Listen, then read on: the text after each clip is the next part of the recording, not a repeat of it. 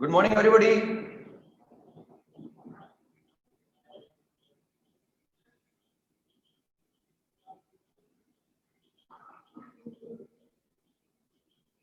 आवाज तो नहीं आ रही बच्चों? मैंने आवाज बंद कर रखी है। आवाज तो नहीं आ रही? अच्छा आ रही है क्या? अच्छा ठीक, गजब हो गया, तो कमाल हो गया तो आज।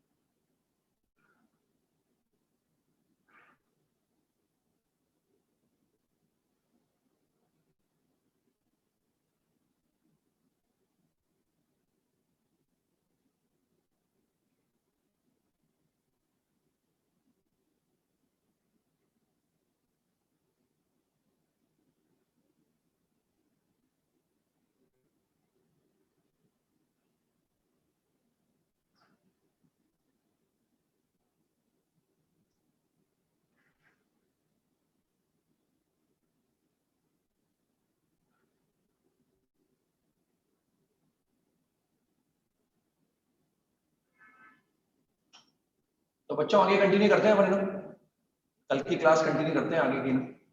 तो पैरामीट्रिक पर आ गए थे अपन। लास्ट सवाल हमने किया था शायद, मैंने वो सोल्व करने के लिए दिया था आपको। एक तरीका तो निकाल ही लिया था हमने। मैंने कहा था भाई एच की दो वैल्यू आएंगी और उन दोनों से कैलकुलेट कर देंगे हम। और या फिर जो है मैंने कहा था आपसे कि हम टिक्नोमेट्री का यूज करके भी निकाल सकते हैं। तो मैंने एक क्वेश्चन बना ही दिया था आपके लिए और आपने सोल्व किया होगा उसको। तो एक आएगा 15 डिग्री और एक आएगा 75 डिग्री। दो एंगल आएंगे क्योंकि थीटा लाइन का इंक्लिनेशन है और इंक्लिनेशन 0 से पाई के बीच में होता है। तो एक हमारे पास आएगा 15 डिग्री और एक आ जाएगा 75 डिग्री। दो एंगल आते हैं हमारे पास 15 डिग्री एंड 75 डिग्री। तो हो जाएगा ना, कैलकुलेट कर लिया हमने। उसको सॉल्व करने के लिए इक्वेशन मैंने बनाई दी थी आपके लिए, और इक्वेशन बनने के बाद कोई दिक्कत नहीं है मेरे हिसाब से ना, आपने बड़ी आसानी से कर लिया उसको इक्वेशन बनाने के बाद।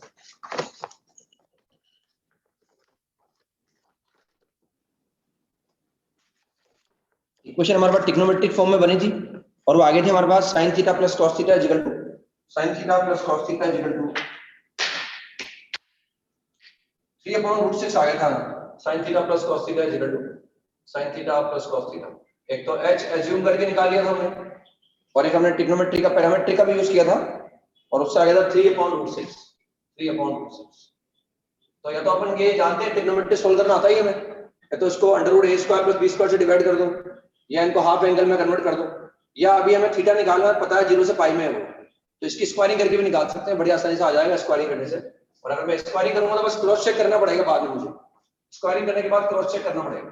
तो स्क्वायरिंग करने से जल्दी आ जाएगा, जल्दी स्क्वायरिंग करते नहीं है, लेकिन यहाँ स्क्वायरिंग करने से आंसर बहुत जल्दी आएगा, इसलिए स्क्वायरिंग कर लिया। और याद आएगा 1 प्लस sin 2 थीटा। अगर मैं स्क्वायरिंग करूंगा तो आएगा 9/6, और ये 3/2 आ जाएगा, तो sin 2 थीटा बराबर, और ये 1/2 आ जाएगा। अब थीटा क्या है? लाइन का इंक्लिनेशन है। थीटा लाइन का इंक्लिनेशन है, और लाइन का जो इंक्लिनेशन आएगा वो लेस देन पाई आएगा और ग्रेटर देन इक्वल टू 0 आएगा।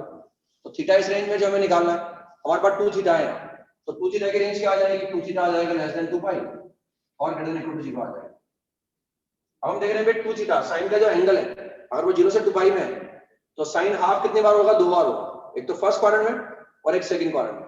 यानी ये जो एंगल है ये तो फर्स्ट क्वाड्रेंट में होगा या सेकंड क्वाड्रेंट में होगा, और अगर फर्स्ट क्वाड्रेंट में ये है तो इसका एंगल का साइन ले अपन, तो ये आ जाएगा, तो ये आ जाएगा। और एक 2 theta is equal to pi minus पाई/6, एक आ जाएगा 2 theta is equal to pi minus पाई/6। ये फर्स्ट क्वाड्रेंट में आ गया और ये सेकंड क्वाड्रेंट में आ गया, और यहां से निकाल लेंगे। यहां से आएगा थीटा इज इक्वल टू पाई/12, और यहां से आ जाएगा थीटा इज इक्वल टू हाँ 5 पाई/12, एक 15 डिग्री आ गया और एक 75। और हम जानते हैं बड़ी तो थीटा इंक्लिनेशन आया है, इससे what is tan 15 degree, tan 15 degree is equal to √2 tan 15 degree is 2 - √3 और ये आएगा tan 75 डिग्री और यहाँ से स्लोप आ जाएगा 2 + √3, यहाँ से स्लोप यहाँ आ जाएगा। तो स्लोप आगे लाइन के हमारे पास है, ठीक है ना, ऐसे निकाल। और यहाँ पे h निकाल के करा था हमने, तो वहां से भी h की 2 वैल्यू आ गई थी और ऐसे कैलकुलेट करके हम निकाल लिया था, ठीक है ना। ऐसे वो लाइन लिखनी है तो लाइन तो लिख ही सकते हैं। तो इस सवाल पर आ गए, नेक्स्ट सवाल पर आते हैं अपन, नेक्स्ट सवाल पर आते हैं। A line passing through, लिखे a line passing through √3,0, line passing through √3,0। ये सवाल कर रहे हैं, ये भी हमारे ये जो कंसेप्ट सीखेंगे इस सवाल के अंदर, ये भी कोऑर्डिनेट ज्योमेट्री में बार बार काम आता रहेगा हमारे। A line passing through √3, a line passing through P √3,0, a line passing through P √3,0 and having inclination 60 degree, and having inclination 60 degree, and having inclination 60 degree, intersects the curve y square is equal to x plus 2, intersects the curve y square is equal to x plus 2 at the points A and B, at the points A and B। In line है जो यहां से पास हो रही है, उसका inclination हमारे पास है और वो लाइन इस कर्व को जो है वो A और B पॉइंट पे कट करती है। Intersect the curve at the points A and B, at the points A and B।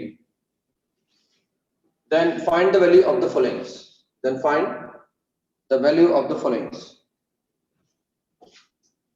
First हमें निकालना है modulus of PA - PB, second हमें कैलकुलेट करना है PA + PB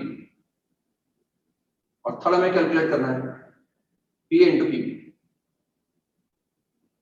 PA का मतलब क्या है, P और A के बीच में डिस्टेंस, ऐसे PB का मतलब क्या है, P और B के बीच में डिस्टेंस।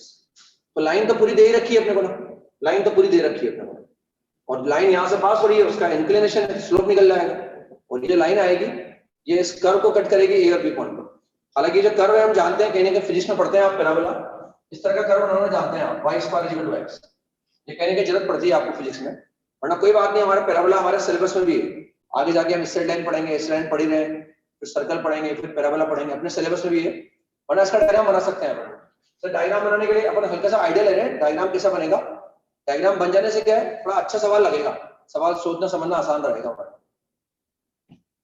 तो हम देखें भाई, ये जो है अगर y² है तो ये इक्वलिटी होल्ड कब करेगी, जब ये नॉन नेगेटिव होगा, ये नॉन नेगेटिव, x नेगेटिव नहीं हो सकता। अगर x नेगेटिव हो जाएगा तो y² नेगेटिव कभी हो नहीं सकता है, y² तो नॉन नेगेटिव होगा। यानी इसका डायग्राम बनाने के लिए हमें x 0 या 0 से बड़ा होगा, x 0 या 0 से बड़ा, यानी डायग्राम इस तरह भी बनेगा। अब देखें भाई, x की किसी एक वैल्यू को लिखूंगा ना मैं, जैसे मैंने x = 1 लिखा तो y² = 1 आएगा और y² अगर 1 के बराबर है तो y की वैल्यू 1 भी आएगी और -1 भी आएगी। यानी x को 1 लिखने पर y 1 भी आया और y -1 भी आया। इसका मतलब ये ग्राफ जैसा ऊपर होगा वैसा नीचे होगा, सिमेट्रिक होगा। जैसे मैं x = 1 लिखूंगा, x = 1 तो y² की वैल्यू क्या आ गई, 1 आ गई, तो y = क्या है, +-1 आया। यानी अगर मैं x को 1 रख रहा हूँ, x को 1 तो y 1 भी आएगा, यानी 0.1 भी आएगा, और x को 1 रख रहा हूँ तो y -1 भी आएगा। ऐसे x को 4 रखूंगा तो y 2 भी आएगा और -2 भी आएगा। इसका डायग्राम ऐसा बन जाएगा। ये जानते हैं आप, शायद फिजिक्स वगैरह पढ़ते हैं आप, अपन जो क्वाड्रेटिक में पढ़ते हैं ना पैराबोला, वो तो इस तरह का पढ़ते हैं, y = x²। क्वाड्रेटिक में इस तरह का होता है ना, y in terms of x² होता है, ये x² = y। तो ऐसे पैराबोला बन गया ना, ये डायग्राम ऐसा बन जाएगा, इसके अबाउट सिमेट्रिक होगा।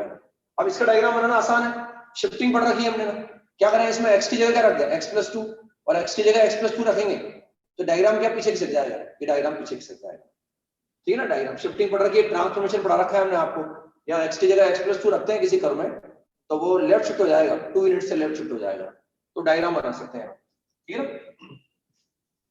ये ट्रांसफॉर्मेशन पढ़ा रखा है, तो एक डायग्राम बनानी है हमने, और डायग्राम बनाने के बाद थोड़ा आपको सोचना है कि मैं सवाल कैसे कर सकता हूँ। पैरामेट्रिक पढ़ रहे हैं, वैसे पैरामेट्रिक का कांसेप्ट सिखा रहे हैं आपको, लेकिन पैरामेट्रिक के अलावा कोई और तरीका माइंड में आ जाए तो उसका इस्तेमाल करके भी निकाल सकते हैं। पहले इसका डायग्राम बना लिया, दिख रहा है अभी हमने 2 यूनिट शिफ्ट कर दिया इसको, x -2 होगा या उससे बड़ा होगा, क्योंकि x -2 से कम नहीं हो सकता। अगर x -2 से कम हो जाएगा, -3 हो जाएगा, -4 हो जाएगा, तो ये नेगेटिव हो जाएगा और नेगेटिव हो नहीं सकता, यानी x -2 हो सकता है या उससे बड़ा होगा, और ये y² आ रहा है, तो ये इसके अबाउट सिमेट्रिक आ जाएगा। ये डायग्राम ऐसा कुछ बनेगा आपका, पैराबोला ऐसा बन जाएगा, जितना ऊपर आ रहा है उतना नीचे आ रहा है, ऐसा पैराबोला होगा। ये तो डायग्राम बना दिया हमने कर्व का। अब लाइन है, यहां से पास हो रही है √3,0 से, तो √3,0 कहीं यहाँ हमारे पास है, ऐसे √3,0। अब लाइन यहां से पास होगी और उसका जो इंक्लिनेशन है वो कितना है, 60 डिग्री है, यहां से 60 डिग्री का एंगल बना दो आप, ऐसा बन जाएगा, लाइन ऐसा आ गई। और हमने ये लाइन जो है उस कर्व को तो ए पॉइंट पे काट ली और एक बी पॉइंट पे काट ली, ऐसा नहीं ये वाला है इसको ए मान सकते हैं, उसको बी मान सकते हैं, पता नहीं है y एक्सिस पर आ रहा नहीं आ रहा, ऐसा कुछ नहीं है, y एक्सिस पर आ रहा है पता नहीं है अपने को। ये लाइन फिक्स है, ये कर्व भी फिक्स है, ऐसा नहीं कि भाई ये लाइन मूविंग है, क्योंकि लाइन इस पॉइंट से पास हो रही है और जो उसका इंक्लिनेशन हमारे पास है वो 60 डिग्री का है, लाइन फिक्स हो गई, इसका लाइन का स्लोप कितना हो गया, √3 हो गया, और पॉइंट मालूम पड़ गया √3,0, यानी लाइन भी फिक्स है, कर्व भी फिक्स है, यानी ये पॉइंट फिक्स है, ये भी फिक्स है, ये पॉइंट भी फिक्स है। अब हमें क्या करना है, पीए निकालना है, एक तो पीए डिस्टेंस निकालनी है, पीए क्या लेंथ है, पी और ए के बीच में डिस्टेंस है, ये क्या है, पी और बी के बीच में डिस्टेंस है। तो एक तो अपन पैरामीट्रिक का यूज करेंगे सही, पैरामीट्रिक का यूज करेंगे सही, लेकिन अगर अपन कॉमन सेंस लगाएं तो बिना पैरामीट्रिक के भी निकाल सकते हैं इस सवाल को। कैसे भाई, हम इस पॉइंट को निकाल लें और एक इस पॉइंट को निकाल लें, कैसे निकालेंगे, इस लाइन को और इस कर्व की इक्वेशन को सोल्व कर लेंगे। पर जैसे दो लाइन सोल्व करते हैं ना, दो लाइन सोल्व करते हैं तो उनका एक पॉइंट ऑफ इंटरसेक्शन आता है, या लाइन जो है वो कर्व को दो पॉइंट पे काट रही है, तो पहले इस लाइन का इक्वेशन निकाल लो। अरे इस लाइन का इक्वेशन कैसे निकालूंगा मैं, हम निकाल सकते हैं y - y1 equal to slope और इनटू x - x1, ये लाइन का इक्वेशन निकाल लिया, तो क्या आ गया है, y equal to √3 into x - √3। बात ध्यान से सुने, हर बात कहीं ना कहीं काम आएगी, बता रहे हैं तो कहीं ना कहीं काम आएगी, यानी ये भी एक तरीका है ना, ये भी एक तरीका है, ऐसे भी कर सकते। ये लाइन आ गई, इस लाइन का इक्वेशन आ गया, और एक कर्व का इक्वेशन नहीं से हमारे पास है, इसको मान लिया ये इक्वेशन नंबर 1 है और मान लिया ये इक्वेशन नंबर 2।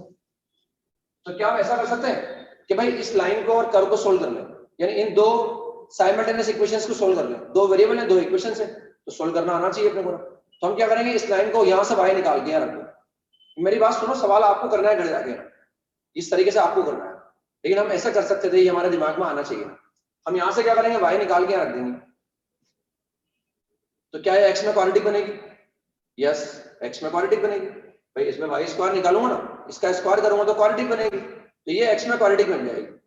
उस क्वाड्रेटिक के कितने रूट आएंगे, उस क्वाड्रेटिक के दो रूट आएंगे, एक को x1 मान लेंगे और एक को x2 मान लेंगे, यानी हमने इस लाइन को और पैराबोला को सोल्व किया, तो ये जो x की दो अलग अलग वैल्यू आई, एक x की वैल्यू इसके लिए आएगी, एक इसका x कोऑर्डिनेट होगा और एक इसका x कोऑर्डिनेट होगा। अब इन दोनों के x कोऑर्डिनेट तो मालूम पड़ जाएंगे, उस क्वाड्रेटिक के जो रूट आएंगे, मान लो एक रूट आया x1 है ना, और एक रूट आ गया x2, दिख रहा है लाइन का एक्चुअल डायग्राम बना रखा है हमने, तो इसका x ज्यादा आएगा और इसका x कम आएगा, इसका x तो √3 से बड़ा आएगा और इसका x √3 से कम आएगा, तो जो दो रूट आएंगे उनमें जो √3 से बड़ा होगा वो इसका x कोऑर्डिनेट होगा और जो √3 से छोटा होगा वो इसका x कोऑर्डिनेट आएगा। अब इनके x कोऑर्डिनेट तो निकाल लेंगे, अब इनके y कोऑर्डिनेट कैसे निकालेंगे, वो जो x कोऑर्डिनेट आए हैं यानी इसका x, क्योंकि ये पॉइंट लाइन पर भी वो जो x आएगा उसको रख देंगे, दो जो x आएंगे ना क्वाड्रेटिक को सोल्व करने को, क्वाड्रेटिक को सोल्व करने पर एक आ गया x1 और एक आ गया x2, उस x1 को रख दो, उसके कोरस्पोंडिंग y निकाल लो, दूसरा x2 रख दो, उसके कोरस्पोंडिंग y निकाल लो। तो हम इन दोनों पॉइंट को निकाल लेंगे और इन दोनों पॉइंट को निकाल, ये पॉइंट आ गया, मान लो ये पॉइंट आ गया, ये डिस्टेंस थोड़ा लगा दो, एक p आ गया और एक p भी आ गया, और pa plus pb pa into pb सब निकाल। तो कई बार क्या है, क्वाड्रेटिक को सोल्व करने में दिक्कत नहीं आती अपने को, क्वाड्रेटिक के फैक्टर वगैरह कर सकते हैं, फैक्टर दिमाग में नहीं आ रहे हो तो धराचार्य जी बहुत बड़ा काम करके गए हमारे लिए, एक फॉर्मूला लेके गए -b plus minus √b² - 4ac/2, यानी क्वाड्रेटिक के रूट किसी भी कीमत पे निकाल सकते हैं। लेकिन कई बार क्या रूट इनकन्वीनियंट आ सकते हैं, उनको निकालने में समय ज्यादा लग सकता है। तो एक तरीका तो हमारे माइंड में है जो मैंने बताया आपको, क्वाड्रेटिक बना के दो रूट निकाल लो, दोनों को बारी बारी से यहाँ रख दो, तो ये दोनों पॉइंट आ गए, डिस्टेंस थोड़े से निकाल लो, फिर जाके मेहनत करके आप निकालने की कोशिश करना है। तो या फिर ये एक तरीका और है पैरामीट्रिक हमारे पास, उसमें ना अपने को डिस्टेंस थोड़ा लगाना पड़ेगा, ना पॉइंट ऑफ इंटरसेक्शन निकालना पड़ेगा, कुछ नहीं करना पड़ेगा, समय लग सकता है ना, लेकिन वो प्रैक्टिस से वो समय भी नहीं लगेगा, प्रैक्टिस हो जाएगी समय भी नहीं लगेगा। अब क्या करें, हमें ये कैलकुलेट करने समय, तो ध्यान से देखें हम पैरामीट्रिक का यूज कर रहे हैं, हमें पता है भाई हमें इस लाइन पर इस फिक्स पॉइंट से ये 2 पॉइंट चाहिए ना, एक ए और बी। डिस्टेंस पता नहीं है, हमें डिस्टेंस कितनी है। अगर डिस्टेंस पता होती तो फिर P A plus P B अपने आप ही निकाल लेते हैं। तो हमने मान लिया भाई पी ए डिस्टेंस r1 है, ये लेंथ है, इसको r1 मान लिया, और जो पी बी लेंथ है इसको मैंने r2 मान लिया, इसको मैंने r2 मान लिया। तो मुझे क्या निकालना है, एक तो निकालना है first modulus of r1 minus r2, फिर मुझे निकालना है r1 plus r2, P A plus P B का मतलब ये हो गया, और फिर मुझे क्या निकालना है, एक निकालना है r1 इंटू r2, लेंथ का प्रोडक्ट निकालना है, ये सब कैलकुलेट करना है। अब ध्यान से हम ये देखें भाई हमें इस लाइन पर इस फिक्स पॉइंट से इन 2 पॉइंट को निकालने की रिक्वायरमेंट आ रही है। इनको निकालने की रिक्वायरमेंट क्यों आ रही है भाई, क्योंकि ये जो पॉइंट है ये इस कर्व पे लाई करता है। पहले हम इस लाइन पर इन 2 पॉइंट को निकाल लेंगे और उन दोनों पॉइंट को निकाल के क्या करेंगे, इस कर्व में रख देंगे, और ये जो रिजल्ट हमें कैलकुलेट करना है, इससे कहीं ना कहीं हमें मालूम पड़ रहा है कि हमें कहीं ना कहीं कुछ ऐसा करना है कि जिससे r1 और r2 के अंदर एक क्वाड्रेटिक बन जाए। अगर एक क्वाड्रेटिक मिल गई, उसका एक रूट r1 है और एक रूट r2 है, तो इनके आंसर बड़े आसानी से निकाल देंगे। ये हो जाएगा सम ऑफ द रूट, ये हो जाएगा प्रोडक्ट, और अल्फा प्लस बीटा पता है और अल्फा इंटू बीटा पता होगा, तो अल्फा माइनस बीटा भी अपन निकाल लें। तो कहीं ना कहीं इनको देखकर ऐसा लग रहा है भाई कहीं ना कहीं एक क्वाड्रेटिक बननी चाहिए जिसका एक रूट r1 एक रूट r2। तो पहले क्या करें, इस लाइन को पैरामीट्रिक फॉर्म में लिख दें। क्यों लिखें, क्योंकि इस लाइन पर इस फिक्स पॉइंट से हमें किसी डिस्टेंस पर, डिस्टेंस पता नहीं है वो अलग बात है, तो हमें जो है कभी डिस्टेंस दे रखी होती है, हम इंक्लिनेशन निकालते हैं। तो कल जो लास्ट सवाल किया था वहां डिस्टेंस दे रखी थी, पॉइंट दे रखा था, इंक्लिनेशन कैलकुलेट किया था हमने। कभी वो डिस्टेंस दे देते हैं, इंक्लिनेशन पूछ देते हैं, या हमें इंक्लिनेशन दे रखा है, डिस्टेंस पता नहीं है, पॉइंट हमारे पास है, इंक्लिनेशन हमारे पास है, लेकिन डिस्टेंस पता नहीं है, कोई बात नहीं, इन्हीं के बारे में निकालना है। तो इस लाइन को पैरामीट्रिक फॉर्म में लिखो, equation of P A be in parametric form. उसके लिए फिक्स पॉइंट है, इंक्लिनेशन है, लेकिन डिस्टेंसेस नहीं है, तो कोई बात नहीं। Equation of P A be in parametric form, x minus x1 upon cos theta, theta कितना है 60 degree, y minus y1 upon sin theta, theta कितना है 60 डिग्री। अब देखो ये जो पॉइंट है ना, ये जो पॉइंट है ये r1 डिस्टेंस पर है, ये r2 डिस्टेंस, लेकिन दोनों पॉइंट अपोजिट डायरेक्शन में है भाई, एक उस तरफ है और एक इस तरफ है। जैसे फॉर एग्जांपल मान लो कि अगर ये डिस्टेंस 3 यूनिट होती, मान लो ये डिस्टेंस 3 यूनिट होती, तो मैं इस पॉइंट को निकालने के लिए अगर +3 यूज करूंगा, अगर ये +3 से आएगा तो ये वाला पॉइंट -3 से आएगा, तो एक उस तरफ है और एक इस तरफ है, तो एक के लिए हम r1 यूज कर लेंगे, एक के लिए -r2 यूज कर लेंगे। एक को लिख दिया r1 और एक को लिख दिया -r2। और अगर दोनों पॉइंट सेम साइड पर होते, दोनों एक ही तरफ होते, तो दोनों के लिए या तो मैं r1 यूज करता या दोनों के लिए -r1 यूज कर लेता। तो दोनों सेम साइड पर होते तो सेम साइन यूज करते। जिसे हम बोलते हैं ना भाई एक लाइन पर एक पॉइंट निकालना है जो किसी गिवन पॉइंट से 3 यूनिट की डिस्टेंस पर है, तो एक के लिए +3 यूज करते हैं, एक अपोजिट डायरेक्शन में आता है, एक के लिए -3 यूज करते हैं, और दोनों सेम साइड पर हो तो एक के लिए 3 यूज कर लो, एक के लिए 5 यूज कर लो। तो यहाँ एक पॉइंट तो इस तरफ है और एक पॉइंट इस तरफ है, तो अगर ये +r1 से आएगा तो ये -r2 से आएगा। जरूरी नहीं r1 को पॉजिटिव करें, इसको नेगेटिव करें, इसको -r1 कर सकते हैं और इसको r2 कर सकते हैं, अपोजिट डायरेक्शन में एक पॉइंट। मेरी बात समझ में आ गई शायद आपको, ऐसा निकाल लिया। अब अगर मैं इसको इसके बराबर इक्वेट करूंगा, इन दोनों को अगर r1 के बराबर इक्वेट करूंगा तो वो पॉइंट आएगा जो इस फिक्स पॉइंट से r1 यूनिट की डिस्टेंस पर है, मतलब वो a आ जाएगा। और अगर मैं इनको r2 के बराबर इक्वेट करूंगा, -r2 के बराबर, तो वो पॉइंट आएगा जो फिक्स पॉइंट से r2 यूनिट की डिस्टेंस पर है। तो एक बार इनको r1 के बराबर इक्वेट कर दो और एक बार r2 के बराबर इक्वेट कर दो, तो ये आ गया x माइनस √3। एक बार ऐसे लिख लेते हैं इसको, cos 60 कितना आता है 1/2, और ये आएगा y अपॉन √3/2, और फिर एक आ जाएगा r1 और एक आएगा -r2। अब इन दोनों को r1 के बराबर इक्वेट कर दिया, तो यहाँ से निकाल सकते हैं। देखो x पहले r1 के बराबर इक्वेट कर, और r1 के बराबर इक्वेट करने पर क्या आएगा, r1 के बराबर इक्वेट करने पर a पॉइंट आ जाएगा, देयरफॉर a। तो पहले हम इसको इक्वेट कर रहे हैं r1 के बराबर, x निकालते हैं तो कितना आएगा √3 प्लस r1/2, कोमा इसको इक्वेट कर रहे हैं r1 के बराबर, r1 √3/2, ये पॉइंट तो a आ गया भैया। अगर मैं इसको और इसको -r2 के बराबर इक्वेट करूंगा तो पॉइंट b आ जाएगा। तो इसको इक्वेट कर रहे हैं -r2 के बराबर, तो √3 माइनस का r2 अपॉन 2, फिर आएगा r2 -r2 अपॉन r2 √3/2, ये आ गया पॉइंट। हम -r1 और +r2 भी कर सकते थे, -r1 + r2 भी कर सकते थे, इसको पॉजिटिव ले लेते हैं, उसको नेगेटिव ले लेते हैं। r1 तो पॉजिटिव ही है, r1 तो डिस्टेंस है ना, r2 भी डिस्टेंस है, वो लेंथ है, वो तो पॉजिटिव ही है ना। अब हम देख रहे हैं भाई ये इन पॉइंट के बारे में जानकारी क्या है, ये दोनों पॉइंट इस कर्व पे लाई करते हैं, ये a पॉइंट भी कर्व पे लाई कर रहा है और b पॉइंट भी कर्व पे लाई कर रहा है, यानी दोनों इस कर्व की इक्वेशन को क्या करेंगे, सेटिस्फाई करेंगे। अगर मैं इसको लिखूंगा तो R1 में क्वालिटी बन जाएगी, इसको लिखूंगा तो R2 में क्वालिटी बन जाएगी। फिर उन दोनों को देखकर कहेंगे कि भाई R1 R2 इस क्वालिटी के रूट है। तो since A is lying on the curve, A parabola पे लाई कर रहा है तो एक पैराबोला में रख दो उसको, ये पैराबोला पे lie. Since A is lying on the parabola, parabola 1, parabola 1 का मतलब इक्वेशन नंबर 1 जो है रख दो। x की जगह रखेंगे x कोऑर्डिनेट और y की जगह रखेंगे y कोऑर्डिनेट। तो ये y कोऑर्डिनेट है तो कितना आ जाएगा R1 square 3R1 square upon 4। भाई y की जगह y कोऑर्डिनेट रखा और x की जगह x कोऑर्डिनेट रख देंगे, क्या जाएगा √3 और प्लस R1 अपॉन 2 और प्लस 2 आ गया। इसको सिंपलीफाई कर लो, 4 से मल्टीप्लाई कर दो पूरी इक्वेशन को, और अगर मैं 4 से मल्टीप्लाई करूंगा तो ये आ जाएगा 3R1 स्क्वायर माइनस का 2R1 माइनस का 4 इंटू 2 प्लस √3 बराबर 0। ध्यान से देखो ये आ जाएगा, फिर 4 से मल्टीप्लाई कर दिया और इंटरचेंज भी कर लिया तो 3R1 स्क्वायर बचा, ये 2R1 बन जाएगा और 2 प्लस √3 को 4 से मल्टीप्लाई कर दिया, इंटरचेंज कर दिया, सबको इस तरफ लेके आ गया, सिंपलीफाई करने पर आ गया। अब इसे इसको रख दें। अब ध्यान से देखो इसके अंदर और इसके अंदर क्या डिफरेंस है, बस भाई यहाँ R1 है और R1 की जगह यहाँ क्या है -R2, तो या तो अपन B पॉइंट को दोबारा लिखें या तो अपन B पॉइंट को दोबारा लिखें, या ये R1 की जगह क्या कर दें -R2 कर दें, लिख देते हैं एक बार। Similarly since B also lie on parabola 1, similarly since point B also lies on parabola 2, therefore एक बार रख के देख लो चाहो तो वही यहाँ रखेंगे y की जगह y कोऑर्डिनेट, x की जगह x कोऑर्डिनेट, जब इसका स्क्वायर करेंगे तो वापस क्या आएगा 3R2 स्क्वायर अपॉन 4।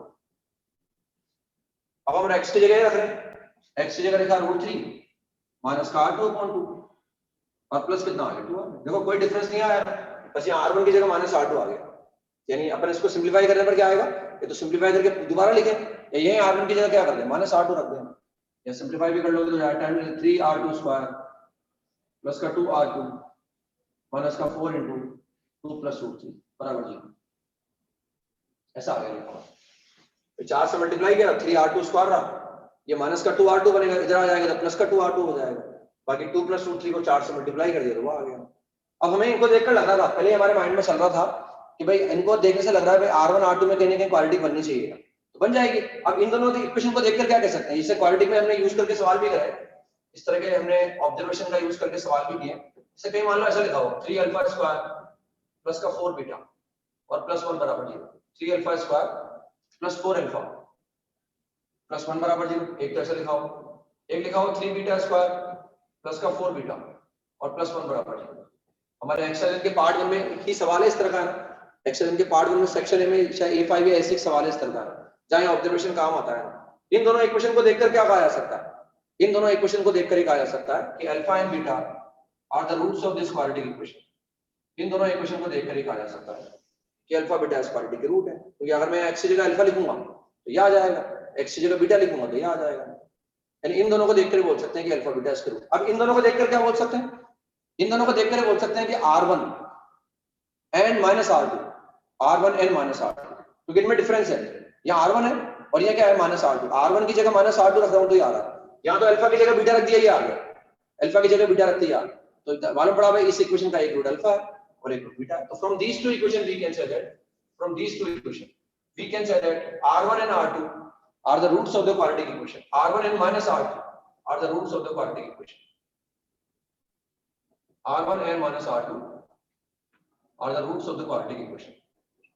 वो इस क्वाड्रेटिक के रूट है, इस क्वाड्रेटिक का एक रूट तो R1 है और इसका एक रूट है -R2, इसका एक रूट माइनस, क्योंकि अगर मैं इसका रूट अगर R1 है तो R1 सेटिस्फाई करेगा, जैसे R1 को रखोगे तो ये आ जाएगा, और इस इक्वेशन में अगर R की जगह -R2 रखोगे तो ये आ जाएगा। तो from these two equation we can, बस हमारा काम चल गया, ना हमने पॉइंट ऑफ इंटरसेक्शन निकाला, ना हमने कहीं डिस्टेंस फॉर्मूले का इस्तेमाल करेंगे, और बड़ी आसानी से वो डिस्टेंस डालनी है बिना पॉइंट निकाले। पैरामेट्रिक का एडवांटेज है, इन सवालों को बच्चों माइंड में रखना आपने ना, है ना, जब दिवाली ब्रेक आ रहा है ना आपका स्ट्रेट लाइन का एक एक लेक्चर दोबारा रिवीजन करना है आपको, ताकि आपका काम कंफर्टेबल रहेगा। जो अपना काम ईमानदारी से करेगा उसको अपने आप से भी प्रेम रहेगा और हमसे भी प्रेम रहेगा, और जो अपना काम ईमानदारी से नहीं करेगा वो सबसे नफरत करेगा, वो अपने आप से भी करेगा, सबसे नफरत करेगा वो, क्योंकि उसको गुस्सा आता रहेगा बार बार, और जो अपना काम समय पर ईमानदारी से करता रहेगा उसको पूरी दुनिया अच्छी लगेगी, वे सब अच्छे हैं।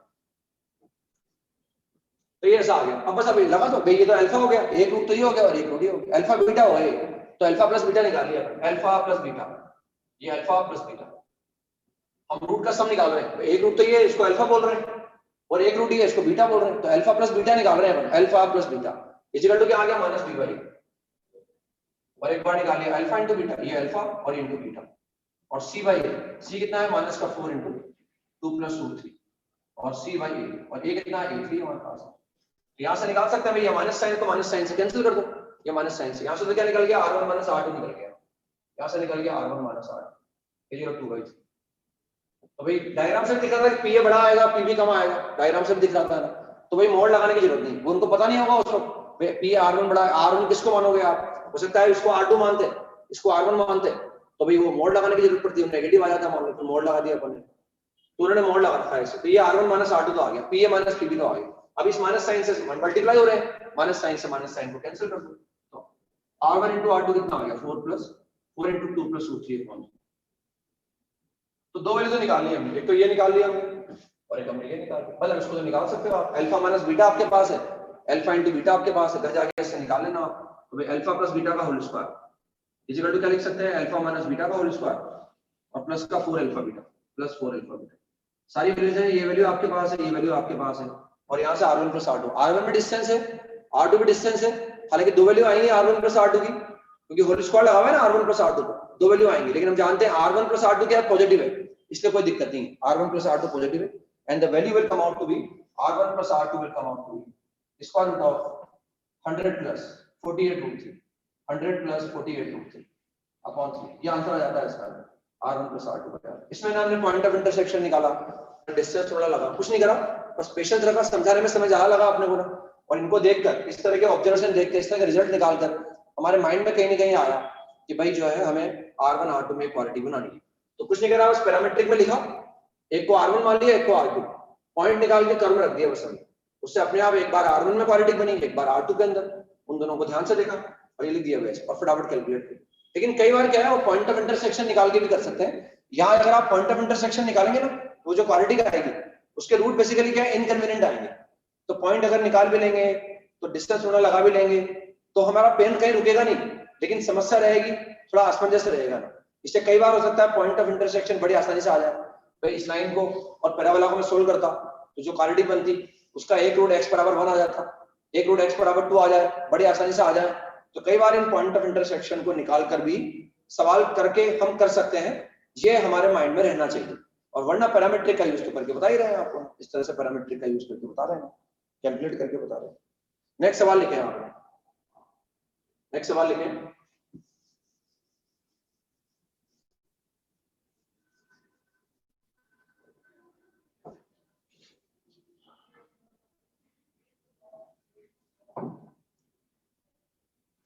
let p minus 1,2, let p minus 1,2, let p minus 1,2 be a point, be a point, be a point,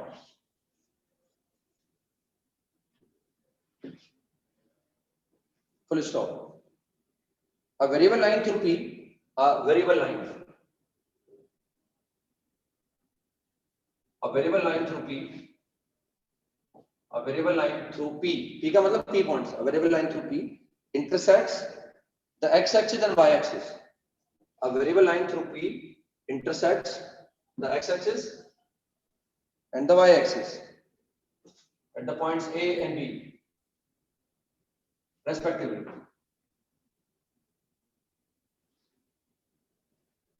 Respectively. A variable line passing through P intersects the x-axis and the y-axis at the points A and B respectively. And Q is a point, and Q is a point on AB, and Q is a point, and Q is a point on AB, is a point on AB. Then find the locus of point Q. Then find the locus of point Q. Then find the locus of point Q. Then find the locus of point Q. Then find the locus of point Q such that, then find the locus of point Q if, then find the locus of point Q if. Next is the first point. PA, PQ, PB. R in GP. Second, PA, PQ, PB, R in HB. मैं एक part बताऊंगा आपको, दूसरा part फिर आपको करके लाऊंगा। यानी एक सवाल ही हो गया, एक सवाल ही हो गया। Q का लोकस निकालना है हमें, और ये Q का लोकस निकालने के लिए कंडीशन गिवन है भाई, Q का लोकस इस तरह से निकालो, Q इस तरह से मूविंग है, PA, PQ और PB, ये डिस्टेंस जो है GP के अंदर है, और एक पार्ट इस कंडीशन का यूज करते हुए लोकस निकालने के लिए ये कंडीशन है, और इस कंडीशन का यूज करते हुए हमें Q का लोकस निकालना है। ठीक है ना, ये निकालना है। डायग्राम वायग्राम बनाया, लाइन वेरिएबल है, P पॉइंट तो फिक्स है -1,2, वहां से कोई वेरिएबल लाइन पास हो रही है ना, और उसके बाद वो कोऑर्डिनेट एक्सिस को कट करती है, एक A पॉइंट पे कट करेगी, x एक्सिस पर A पॉइंट लाई कर रहा है और y एक्सिस पर B पॉइंट लाई कर रहा है। तो फर्स्ट पार्ट हम करेंगे, सेकंड पार्ट आपको करके लाना है। तो वेरिएबल पॉइंट हमारे पास है और वहां से एक लाइन पास हो रही है। वेरिएबल पॉइंट का पॉइंट तो फिक्स है, लाइन वेरिएबल है हमारे पास, -1,2 है ना, ये -1 मान लो, ये 2 या नहीं मान लो ना, तो P पॉइंट तो फिक्स है हमारे पास, ये P पॉइंट है -1,2। अब यहां से कोई लाइन पास हो गई है ना, वेरिएबल लाइन है, मतलब यहां से लाइन ऐसे भी पास हो सकती है, ऐसे भी पास हो सकती है, वेरिएबल लाइन है वो, तभी हम लोकस की बात कर पाएंगे, फिक्स लाइन नहीं है। तो हमने कोई एक डायग्राम बना दिया ऐसे, मान लो ये लाइन ऐसे बना दी। अब A पॉइंट दिया हुआ है x एक्सिस पर है और B पॉइंट दिया हुआ है y एक्सिस पर है, यानी भले ही A पॉइंट, अगर ये लाइन वेरिएबल है तो पॉइंट A फिक्स नहीं है, लेकिन A भी वेरिएबल है और पॉइंट B भी वेरिएबल है, लेकिन A पॉइंट हमेशा x एक्सिस पर आएगा, यानी A का लोकस नहीं निकालना आपने, A का लोकस x एक्सिस है और B वेरिएबल है, क्योंकि अगर लाइन वेरिएबल है तो B भी वेरिएबल है, लेकिन B हमेशा y एक्सिस पर आएगा, तो B पॉइंट भले वेरिएबल है लेकिन B का लोकस क्या है, y एक्सिस है। अब इस AB सेगमेंट पर, ये जो AB सेगमेंट जो वेरिएबल है, ये पॉइंट वेरिएबल, ये पॉइंट वेरिएबल, तो ये सेगमेंट वेरिएबल है, इस पर एक पॉइंट दे रखा है वेरिएबल पॉइंट Q, और इसका लोकस निकालना है। जिसका लोकस निकालना है उसको एज्यूम कर लो S को, यानी हमें H और K का रिलेशन चाहिए। अभी तक कोई वेरिएबल हमने इंट्रोड्यूस किया नहीं, लेकिन अगर इंट्रोड्यूस करेंगे तो वो वेरिएबल हमें एलिमिनेट करना पड़ेगा, क्योंकि अगर हमें Q H K का लोकस निकालना है तो हमें H और K का रिलेशन चाहिए। अब इसका लोकस निकालने के लिए हमें इन डिस्टेंसेस के बारे में जानकारी है।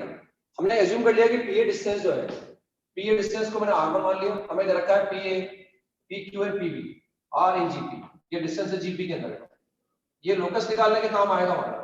अब हमने P1 को क्या है, R1 एज्यूम कर लिया, मैंने मान लिया ये डिस्टेंस R1 है, मैंने एज्यूम कर लिया ये डिस्टेंस R है, और मैंने डिस्टेंस बोल लिया ये R2, और अगर ये R1 R R2 GP के अंदर है तो अभी मिडिल टर्म का स्क्वायर बाकी के प्रोडक्ट के बराबर है। ये लोकस निकालने के लिए कंडीशन दी हुई है, R square equal to R1 R, locus निकालने के लिए कहीं ना कहीं काम आएगा। अब अगर ये लाइन वेरिएबल है, P पॉइंट तो फिक्स है, अगर ये लाइन वेरिएबल है तो क्या PA डिस्टेंस फिक्स है क्या, क्योंकि A पॉइंट वेरिएबल है तो PA डिस्टेंस भी वेरिएबल है, यानी R1 भी वेरिएबल है, Q पॉइंट वेरिएबल है तो PQ डिस्टेंस भी वेरिएबल है, और PB भी वेरिएबल है, यानी R1 R और R2 ये सब वेरिएबल है। ये सब मुझे हटाने पड़ेंगे, इनमें आंसर नहीं आ सकता लोकस का, लोकस के इक्वेशन में सिर्फ H आएगा और K आएगा, उसके अलावा जो भी पैरामीटर मैं इंट्रोड्यूस करूंगा वो मुझे एलिमिनेट करना पड़ेगा। ठीक है ना। अब हम दो डायग्राम है, इसको ऐसे बना लेता हूं मैं, भाई ये डिस्टेंस हमने R1 मान रखी, ऐसा नहीं कि ऑर्डर में मानना है, इसको R मान सकते हैं आप, इसको R2 मान सकते हैं, इसको R मान सकते हैं, ऐसा कुछ भी नहीं है, इससे भी मान सकते हैं। तो ये डिस्टेंस हमारे पास R1 डिस्टेंस है, ये डिस्टेंस है R1, इस डिस्टेंस को मैंने R1 बना दिया ऐसा, P और A के बीच में डिस्टेंस R1 है, P और Q के बीच में डिस्टेंस R है, P और Q के बीच में डिस्टेंस R है, ये डिस्टेंस R है हमारे पास, P और Q के बीच में डिस्टेंस, और ये डिस्टेंस हमारे पास R1 है, P और B के बीच में डिस्टेंस R1 है, इस डिस्टेंस को R1 बना दिया अपने, ये डिस्टेंस R1 है। तो हम देख रहे हैं हमें इस लाइन पर इस फिक्स पॉइंट से अलग अलग डिस्टेंसेस पर पॉइंट चाहिए। इंपॉर्टेंट बात क्या है कि चाहे A हो, चाहे Q हो, चाहे B हो, ये तीनों पॉइंट P के सेम साइड पर है, ये तीनों पॉइंट P के सेम साइड पर, ये तीनों पॉइंट P के सेम साइड पर, लगा दिया हमने इसको, मेरी बात समझ आ गई ना, ऐसे लिख लिया इसको हमने। हम देख रहे हैं हमें ये अलग अलग पॉइंट है, इस पॉइंट के बारे में जानकारी है, इस पॉइंट के बारे में जानकारी है, ये y एक्सिस पर है, x एक्सिस पर है, तो हम क्या करें, इस लाइन को हम जो है वो पैरामीट्रिक फॉर्म में यूज कर लेते हैं, इस लाइन को पैरामीट्रिक फॉर्म में यूज करना क्या है, सवाल में हमें रिलेशन चाहिए H और K में, उसमें R नहीं आना चाहिए, उसमें R1 नहीं आना चाहिए, उसमें R2 नहीं आना चाहिए। अब अगर मुझे इस लाइन को पैरामीट्रिक फॉर्म में लिखना है तो एक तो फिक्स पॉइंट है, हमें लाइन का इंक्लिनेशन चाहिए, लेकिन लाइन तो वेरिएबल है तो उसका इंक्लिनेशन अलग अलग आएगा, तो इसका इंक्लिनेशन भी वेरिएबल है, हमने इंक्लिनेशन एज्यूम करना ही पड़ेगा, तभी अपन पैरामीट्रिक फॉर्मूला लिख पाएंगे। तो let the inclination of line PAB, let the inclination of line PAB be theta.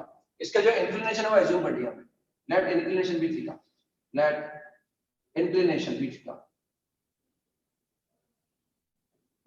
उसको एज्यूम कर लिया बी थीटा। अब इसको पैरामीट्रिक फॉर्म में लिख दो आप, अब इस लाइन को पैरामीट्रिक फॉर्म में लिख सकते हैं।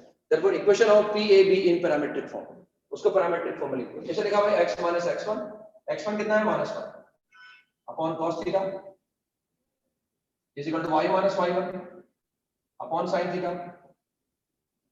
एक बार हम इसको r1 के बराबर इक्वेट कर देंगे, एक बार r के बराबर इक्वेट कर देंगे और एक बार r2 के बराबर इक्वेट कर देंगे। r1 r और r2, अगर मैं इनको r1 के बराबर इक्वेट करूंगा तो a पॉइंट आएगा, r के बराबर इक्वेट करूंगा तो q आएगा, और r2 के बराबर इक्वेट करूंगा तो b आ जाएगा। r2 के बराबर इक्वेट करूंगा तो b आ जाएगा। ये डिस्टेंस r2 है, p और b के बीच का डिस्टेंस r2 है। मतलब यहां से निकाल लो आप इसको, स्ट्रेट फॉरवर्ड में यहां से निकाल सकते हैं। तो अगर मैं पहले r1 के बराबर इक्वेट कर रहा हूं तो मैं क्या निकालूंगा, a आ जाएगा, क्योंकि a r1 डिस्टेंस पर है ना। तो यहां से हम r1 के बराबर इक्वेट कर रहे हैं तो कितना आया, -1 प्लस r1 cos थीटा, और वो कितना आ गया y 2 plus r1 sin theta, ऐसा आ गया। अब अगर मैं r के बराबर इक्वेट करूंगा तो q आ जाएगा, तो आएगा -1 प्लस r cos थीटा और 2 plus r sin theta, 2 plus r sin theta. उसके बाद b पॉइंट आ जाएगा -1 plus r2 cos theta, 2 plus r2 sin theta, ये पॉइंट आ सब लिख लिया। और अननोन कितने हो गए हमारे पास जो गायब करने हैं, लोकस तो इसका निकालना है।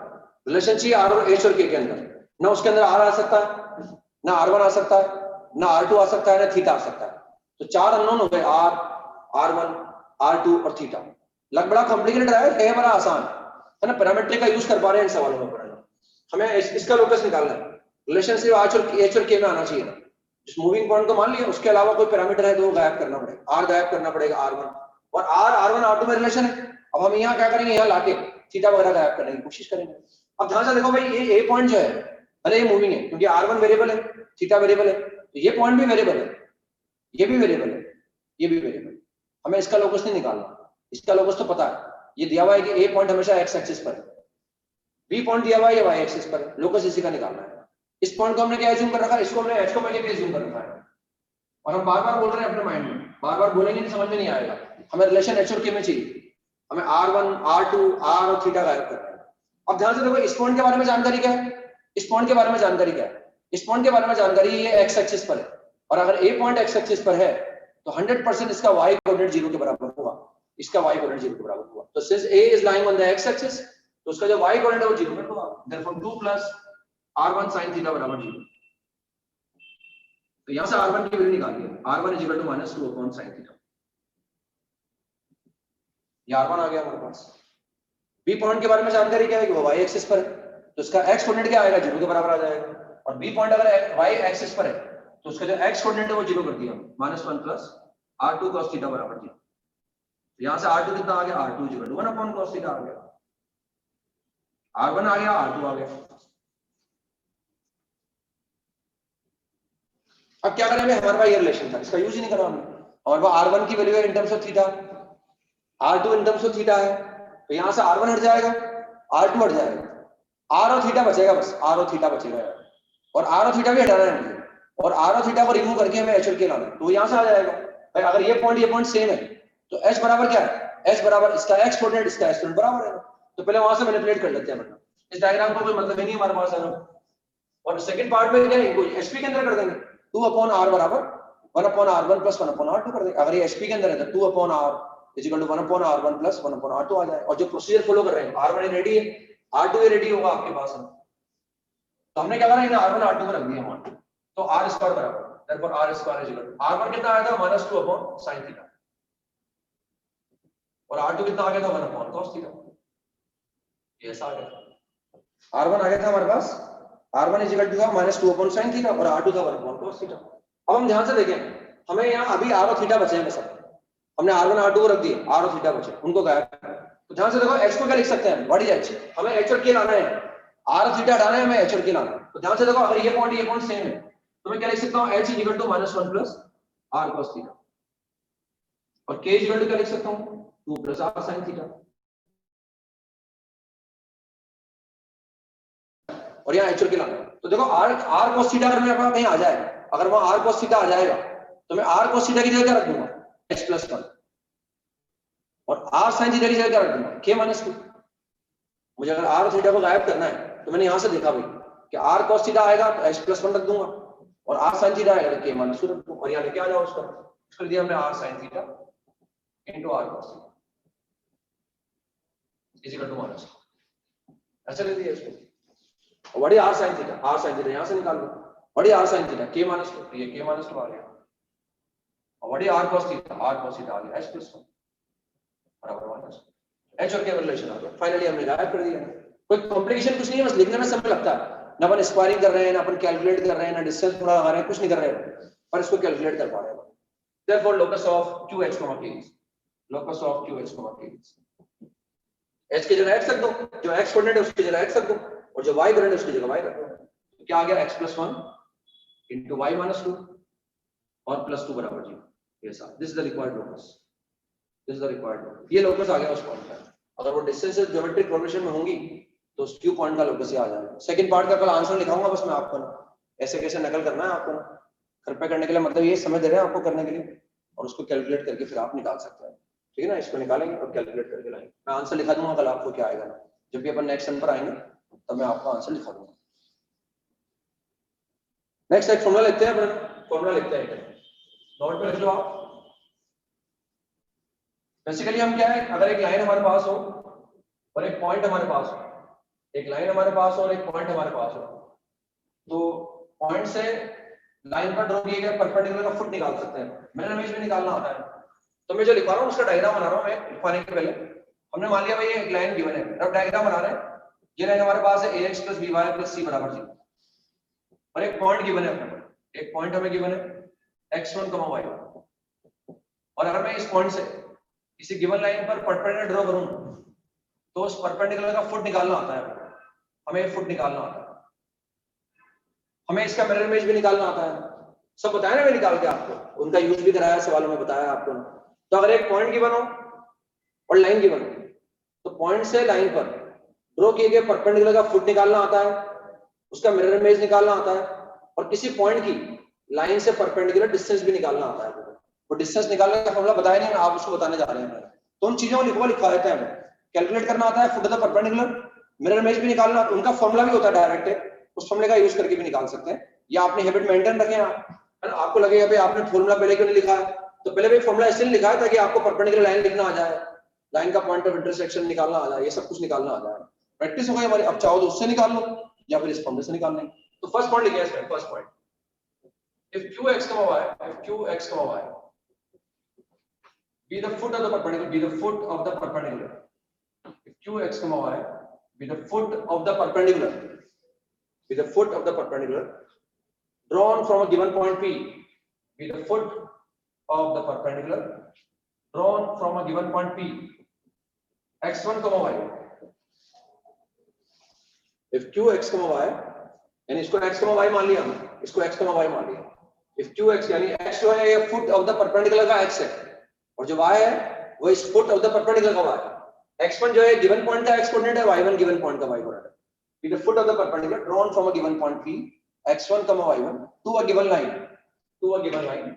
ax + by + c बराबर 0, ax + by + c बराबर 0, then ax + by + c बराबर 0, then a क्या है भाई, a का मतलब कोएफिशिएंट ऑफ x, तो लाइन की इक्वेशन है, उसमें जो x का कोएफिशिएंट है वो a है, y का कोएफिशिएंट b है, जो कांस्टेंट टर्म है वो c है। x क्या है, फुट ऑफ द परपेंडिकुलर का x, y क्या है, फुट ऑफ द परपेंडिकुलर का y, x1 क्या है, गिवन पॉइंट का x कोऑर्डिनेट, y1 क्या है, गिवन पॉइंट का y।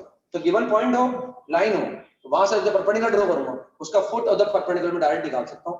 Then x - x1, then x - x1 upon a is equal to y - y1 upon b is equal to minus ax1 plus का by1 plus का c upon a square plus b square।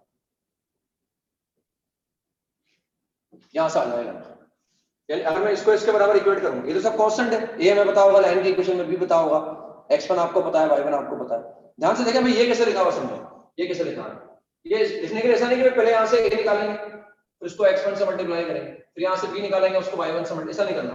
जो point given है ना, जो given point है उसको line में रख देंगे सब। ये जो एक्सप्रेशन हमने लिखा है देखो कैसे लिखा है, इस गिवन पॉइंट को लाइन में रख देंगे, वो आता कैसे वो समझने की कोशिश करेंगे अपन, लेकिन कैसे आता है उसके बाद भी याद तो रखना पड़ेगा। तो वो जो एक्सप्रेशन है उसका मतलब है इस पॉइंट को लाइन में रख दो बस, मतलब x कोऑर्डिनेट की यहाँ x की जगह रख दो x का x कोऑर्डिनेट, y की जगह रख दो y को, तो क्या आ गया ax कांस्टेंट की जगह कांस्टेंट रहेगा। लाइन की सारी टर्म एक तरफ लेके आ गए, लाइन को लिखा x का टर्म y का टर्म कांस्टेंट टर्म की फॉर्म में लिख दिया। अब वो एक्सप्रेशन निकालने के लिए, वो ऊपर वाला एक्सप्रेशन निकालने के लिए हमने x कोऑर्डिनेट को रख दिया x की जगह, y कोऑर्डिनेट को रख दिया y की जगह, वो ऊपर वाला। और a का मतलब x का जो कोएफिशिएंट था लाइन के अंदर उसका स्क्वायर, लाइन में जो y का कोएफिशिएंट था उसका स्क्वायर कर दिया।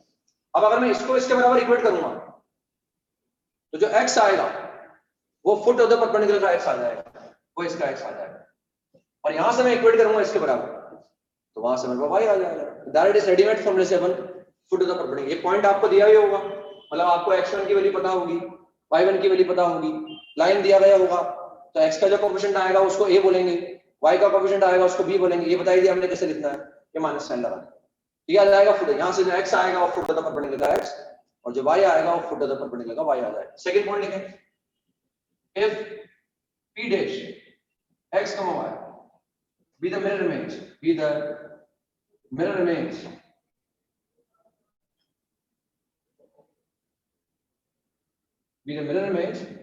of a given point p,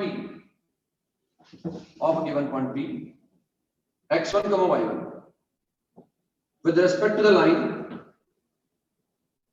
ax plus by plus c बराबर 0, with respect to the line ax plus by plus c बराबर 0। अब मिरर इमेज के लिए निकाल रहे हैं फॉर्मूला, देन मतलब जो कैलकुलेशन करते थे उससे बच सकते हैं अगर ये फॉर्मूला याद रखेंगे तो। देन क्या आएगा x minus x1 upon a same y minus y1 upon b, जो अगर मिरर इमेज निकालना है डबल हो जाएगा उसको, जो भी था ये सब कुछ को डबल कर दिया बस हमने, तो माइनस की जगह माइनस, 2 की जगह 2, ax1 प्लस का by1 और plus c upon a square plus b square. अब ये x क्या है, वो जो मिरर इमेज आएगा, अगर मैं मिरर इमेज निकालना चाहूंगा इसको आगे बढ़ा देंगे अपन, इसी को आगे बढ़ा देंगे और मान लेंगे मिरर इमेज अगर ये है x, y, तो इस फॉर्मूले से जो x आएगा, यहां से जो x आएगा, ये एक्सप्रेशन तो वही है, ये लिखना सिखाई दिया मैंने आपको। ये x1 का मतलब पता है, गिवन पॉइंट का x कोऑर्डिनेट, गिवन पॉइंट का y कोऑर्डिनेट, a x का कोएफिशिएंट, b y का कोएफिशिएंट। अब यहां से जो x आएगा ना वो उस गिवन पॉइंट का लाइन के बाद जो मिरर इमेज होगा उसका x कोऑर्डिनेट आएगा, यहां से जो y आएगा वो मिरर पॉइंट, मिरर इमेज का y कोऑर्डिनेट आ जाएगा, मिरर इमेज का y कोऑर्डिनेट आ जाएगा। डायरेक्ट रेडीमेड फॉर्मूला है, मतलब या तो एफर्ट करके फॉर्मूला याद रखने में मेहनत करनी पड़ेगी या वो कैलकुलेट करके निकाल लो, कोई बात नहीं। भाई तरीका होता है, ऐसा फॉर्मूला मार्केट में अवेलेबल है, इससे बता रहे हैं आपको। अब आपकी इच्छा हो तो इसको याद रख के इससे निकालेंगे, वरना उससे निकाल लेंगे जो तरीका बताया आपको। थर्ड लिखें आप, third point, the length of perpendicular, the length of perpendicular, the length of perpendicular, the length of perpendicular drawn from a given point p, the length of perpendicular drawn from a given point p x1, y1, the length of perpendicular drawn from a given point p x1, y1 to a given line ax plus by plus c बराबर 0, the length of perpendicular drawn from a given point p x1, y1 to a given line ax plus by plus c बराबर 0। ये formula पहले अभी तक नहीं लिखा हमने, अब फॉर्मूला निकालना जानते हैं, किसी पॉइंट की लाइन से परपेंडिकुलर डिस्टेंस निकालना जानते हैं।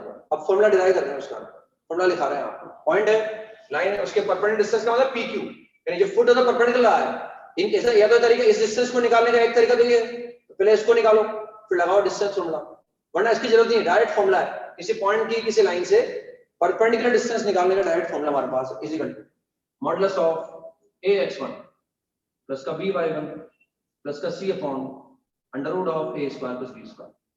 ध्यान रखें यहाँ अंडर रूट आता है, जबकि मिरर इमेज के फॉर्मूले में या फुट ऑफ द परपेंडिकुलर के फॉर्मूले में अंडर रूट नहीं आया यहाँ, या a square b square, a square b square, यहाँ अंडर रूट आएगा। और ये कैसे लिखा, मॉड लगा दिया, यानी इस गिवन पॉइंट को, जिस पॉइंट से हम लाइन की परपेंडिकुलर डिस्टेंस निकाल रहे हैं उसकी परपेंडिकुलर डिस्टेंस निकालने का फॉर्मूला होता है, और हम देख रहे हैं इस पॉइंट को लाइन में रख देंगे बस हम, पॉइंट को लाइन में रख दो, x की जगह x कोऑर्डिनेट, y की जगह y कोऑर्डिनेट, कांस्टेंट टर्म में ये आ जाएगा और अपन under root coefficient of x का whole square plus coefficient of y का होल स्क्वायर। ठीक है ना, ये तो हमारा अल्टरनेट है, इनको याद रखना चाहो तो अल्टरनेट है, लेकिन ये तो हमें याद रखना ही पड़ेगा, इसको डिराइव कर देंगे एक बार, उसके बाद फिर फॉर्मूला याद रखना पड़ेगा। परपेंडिकुलर डिस्टेंस डायरेक्ट निकालनी है तो उसका फॉर्मूला में याद रखना पड़ेगा। कुछ नहीं करेंगे, पॉइंट को लाइन में रख देंगे बस और कैलकुलेट करेंगे। अब निकाल लेते हैं कैसे आता है, इसको निकालने से सब आ जाएंगे अपने आप, ये इसको निकालने से सब आ जाएंगे, फिर इनका यूज करके बताएंगे, इनसे सवाल भी करके बताऊंगा मैं आपको।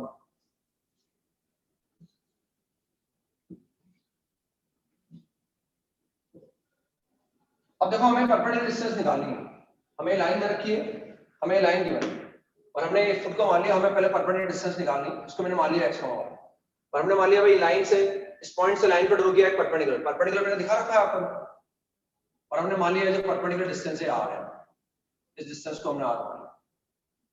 ये डिस्टेंस निकालने में इंटरेस्टेड है, इसका फॉर्मूला निकालने में इंटरेस्टेड है, और हम जानते हैं लेंथ हमेशा क्या होती है, नॉन नेगेटिव होती है ना, जीरो हो सकती है या पॉजिटिव हो सकती है, नेगेटिव नहीं हो सकती। अब देखो हम क्या कर रहे हैं, ये डिस्टेंस निकालने के लिए हम इस लाइन को पैरामीट्रिक फॉर्म में लिख देंगे, हम इस लाइन को पैरामीट्रिक फॉर्म में लिख देंगे। उसके लिए क्या चाहिए, फिक्स पॉइंट है हमारे पास, ये पॉइंट गिवन होगा आपको, ये आर हमें कैलकुलेट करना है, इसको हमने आर मान लिया। इसका चाहिए इंक्लिनेशन, अब इंक्लिनेशन तो नहीं है लेकिन हम जानते हैं ये लाइन इस लाइन के परपेंडिकुलर है, तो इसका स्लोप मुझे पता है तो मैं इसका स्लोप निकाल लूंगा, इसका स्लोप आ जाएगा तो इंक्लिनेशन आ जाएगा। अब इसका स्लोप क्या है, -a/b, इसका स्लोप तो हमारे पास है -a/b, और इसका स्लोप अगर -a/b है तो इसका स्लोप कितना आ जाएगा, इसका स्लोप आ जाएगा b/, इसका स्लोप आ जाएगा b/, इसका स्लोप आ गया स्लोप, और स्लोप को एज्यूम कर लिया भाई tan थीटा है, इसका इंक्लिनेशन थीटा, तो tan थीटा बराबर b/, ये लाइन का स्लोप। अब यहां से थीटा नहीं निकाल पाएंगे भाई, हम इसको पैरामीट्रिक फॉर्म में लिखने की कोशिश कर रहे हैं, अब यहां से थीटा नहीं निकाल पाएंगे तो कोई बात नहीं, हम यहां से sin थीटा निकाल लेंगे और cos थीटा निकाल लेंगे, तो sin theta is equal to perpendicular upon hypotenuse and cos theta is equal to base upon hypotenuse. ये sin थीटा cos थीटा हमने निकाल लिया है, मतलब इस लाइन को पैरामीट्रिक फॉर्म में लिखने की तैयारी कर ली। थीटा पता है इसका हमें, क्योंकि ये इसका स्लोप पता है, मतलब इसका स्लोप पता है, मतलब भले थीटा नहीं निकाल पाए लेकिन sin थीटा cos थीटा की वैल्यू हमारे पास है, तो फिक्स पॉइंट हमारे पास है, sin थीटा cos थीटा की वैल्यू हमारे पास है। अब r पता नहीं है तो कोई बात नहीं, r को हमने r एज्यूम कर लिया और r की वैल्यू निकाल लेंगे। और equation of pq in parametric form, equation of pq in parametric form, equation of pq in parametric form, x - x1 upon cos theta is equal to y - y1 upon sin theta, y - y1 upon sin theta is equal to r। इसको मान लिया हमने equation number 1, ये parametric form में लिख दिया है। और हम जानते हैं भाई अगर मैं इसको x के r के बराबर इक्वेट करूंगा, इसको r के बराबर इक्वेट करूंगा, तो जो पॉइंट आएगा वो कौन सा आएगा, q आएगा। लेकिन q के बारे में पता है भाई, r तो डिस्टेंस ये वाली भी हो सकती थी, r डिस्टेंस, तो अगर मैं इस डिस्टेंस को r मान लेता, मालूम है यहां पर पॉइंट मान, और अगर मैं इस डिस्टेंस को r मान लूं तो ये वाला पॉइंट आ जाएगा, फिर वहां से वो वाला पॉइंट आ जाएगा। हम चाहते हैं भाई ये जो पॉइंट आएगा ना यहां से, वो इस लाइन पर आएगा और उस पॉइंट से r के डिस्टेंस पर आएगा। हम इस पॉइंट से लाइन पर ड्रॉ किए गए परपेंडिकुलर की लेंथ निकाल रहे हैं, मतलब ये जो फुट है तो परपेंडिकुलर, हम यहां से यहां तक की लेंथ में इंटरेस्टेड है, तो ये जो भी पॉइंट आएगा उसको लाइन में रख देंगे, लाइन में रखने के बाद इंश्योर हो जाएगा कि वो पॉइंट लाइन पर है, यानी p की डिस्टेंस आ जाएगा। भाई इसका स्लोप, इस लाइन का स्लोप ऐसा लिखने के बाद ये तो निश्चित हो ही गया भाई, ये जो भी हमने लाइन लिखी है ये इस गिवन लाइन के परपेंडिकुलर है।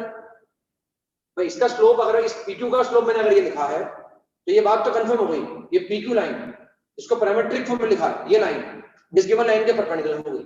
अब हम इस P पॉइंट से, इस गिवन पॉइंट से परपेंडिकुलर डिस्टेंस निकाल रहे हैं, मतलब जो पॉइंट आएगा Q, यहां से जो XY आएगा, जो पॉइंट आएगा वो उस पॉइंट के कोऑर्डिनेट आएंगे जो यहां से R यूनिट के डिस्टेंस पर है। लेकिन हम कौन से डिस्टेंस निकालना चाहते हैं, PQ, और PQ एंश्योर कब होगा, जब उस पॉइंट को जो यहां से आएगा उसको लाइन में रख देंगे। मैं बात क्या बोल रहा हूं, समझ में आया आपको? भाई अगर मैं यहां से x और y निकालूंगा, इसको इसके बराबर इक्वेट करके, इसको इसके बराबर इक्वेट करके जो x और y निकालूंगा वो तो इस पॉइंट का भी xy आ सकता है ना भाई। अगर मैं ये मान लूं ये डिस्टेंस r है, मैं मान लूं ये डिस्टेंस r है, तो यहां से जो x आएगा, यहां से जो y आएगा, वो तो इस पॉइंट का भी xy आ सकता है। अगर मैं इस डिस्टेंस को मान लूं r है तो इस पॉइंट का आ जाएगा, ये तो उस पॉइंट का आया जो इस लाइन पर, और यहां से r यूनिट की डिस्टेंस पर। हम इस r डिस्टेंस में इंटरेस्टेड है, तो जो भी वो पॉइंट आ रहा है ना उसको लाइन में रख देंगे, तो इंश्योर हो जाएगा वो r ये वाला डिस्टेंस है। वो आर ये वाला डिस्टेंस। मेरी बात समझ में आ गई शायद आपको? तो since Q is lying on the line, since Q is lying on the line, Q को लाइन में रख दो आप। अब यहां से निकाल, therefore Q, यहां से Q निकाल लिया हमने, तो कितना आ गया, x तो आ गया x1 plus r cos theta, और ये आ गया y1 प्लस r sin, और ये हम मान के चल रहे हैं यार ये Q है, तो Q पॉइंट का लाइन पर, लाइन में रखने के बाद तो ये R जो है P और Q के बीच में डिस्टेंस हो जाएगी, R P और Q। तो since Q is lying on the line, since Q is lying on the line, since Q is lying on the line, ax plus by plus c बराबर 0। बस यहाँ line में रख दूंगा और यहाँ से R निकाल लूंगा, और वो जो R आएगी वही परपेंडिकुलर डिस्टेंस आ जाएगी। since Q is lying on the line, तो a x की जगह रखेंगे x कोऑर्डिनेट, y की जगह रखेंगे y कोऑर्डिनेट, और प्लस c बराबर 0।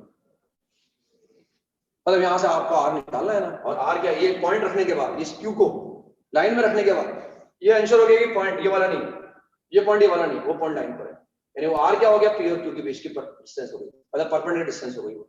अब यहां से R निकाल, इसमें R नहीं आएगा, देखो इसमें R नहीं आएगा, इसमें R नहीं आ रहा, जिसमें R नहीं आ रहा उसको अलग कर दो, ax1 plus by1 plus c को अलग कर लिया आपने, फिर R को मैंने कॉमन ले लिया, तो a cos theta plus b sin theta बराबर 0। इसमें R आ रहा था उनको अलग कर लिया, इसमें R नहीं आ रहा उनको अलग कर दिया, देखो R is equal to minus का ax1 प्लस का by1 प्लस का c upon a cos theta plus b sin theta, ऐसा आ गया। अब इसका मॉड ले लो भाई आप, अगर आप डाउट लगता है भाई नेगेटिव आ जाएगा, कंफर्म है ये जो है ये डिस्टेंस आ रही है, और इसका मॉड ले लेंगे अपन, मॉड से डिस्टेंस का फॉर्मूला लगाया जाएगा। अब देखो cos थीटा ये है आपके पास और sin थीटा ये है, तो मुझे पूरी उम्मीद है cos थीटा को आप यहाँ रख दोगे और इस sin थीटा को यहाँ रख दोगे और सोल्व कर लोगे, और आप सोल्व कर सकते हो, तो सोल्व करने पर मुझे आएगा ax1 प्लस का by1 प्लस c तो ऊपर चल रहा है, और वो आ जाएगा under root of a square plus b square, a square plus b square. Therefore PQ distance आ गई हमारे पास, therefore distance PQ is equal to, therefore PQ distance is equal to modulus of ax1 plus by1 plus c upon under root of a square plus b square, under root of a square plus b square, under root of a square plus b square। ये distance आ गई। आपको लगेगा minus के अंदर mod के अंदर minus आएगा, भाई मॉड के अंदर माइनस साइन का कोई मतलब नहीं होता, मॉड लगा दे, पता नहीं वो वाली पॉजिटिव आ रही है कि नेगेटिव आ रही है, इसके मॉड लगा दे, और ये किसी गिवन पॉइंट की किसी गिवन लाइन से परपेंडिकुलर डिस्टेंस निकालने का फॉर्मूला डेवलप कर लिया। अब याद रखना है अब तो फॉर्मूला बस अपने को, भाई वो तो बताते नहीं, तो आपके माइंड में आता है कैसा आया, जनरली आपकी आदत होती है पूछने की, भले अब इनको याद नहीं रखो, आप घर जाके इनको देखो भी नहीं, आप जिंदगी में कभी दोबारा नहीं देखोगे इनको आप, लेकिन नहीं बताते तो फिर वो रामायण गाते हो आप। तो अभी फॉर्मूला चैलेंज है आपके लिए, फॉर्मूला भी याद रख लोगे तो काम चल जाएगा आपका। ये भाई ऐसा आता है, क्या करना होता है, उस पॉइंट को लाइन में रख देते हैं, उस पॉइंट का एक्स की जगह रख दो, पॉइंट का वाई की जगह रख दो, कांस्टेंट की जगह कांस्टेंट अपन under root coefficient of x का whole square coefficient of y का होल स्क्वायर। ये किसी पॉइंट की किसी गिवन लाइन से परपेंडिकुलर डिस्टेंस निकालने का फॉर्मूला डिराइव कर दिया आपने। अब हम देखते हैं भाई हमें निकालना है, मान लो फुट निकालना है, तो ये फुट कैसे निकालें भाई, ये यहाँ से r यूनिट की डिस्टेंस पर है, तो ये r की वैल्यू निकाल दो नहीं हमने, ये जो r था इस r को निकाल दिया, ये जो r की वैल्यू आई है इस r की वैल्यू को रख दो बस वहां, इस put the value of r in equation number 1, इस r को इक्वेशन नंबर 1 में रख दो, put the value of r in equation number 1, put the value of r in equation number 1, r को इक्वेशन नंबर 1 में रख दो, तो बस एक फुट ऑफ द परपेंडिकुलर का फॉर्मूला आ जाएगा। इस r को हम पुट कर दिया x - x1 upon cos theta,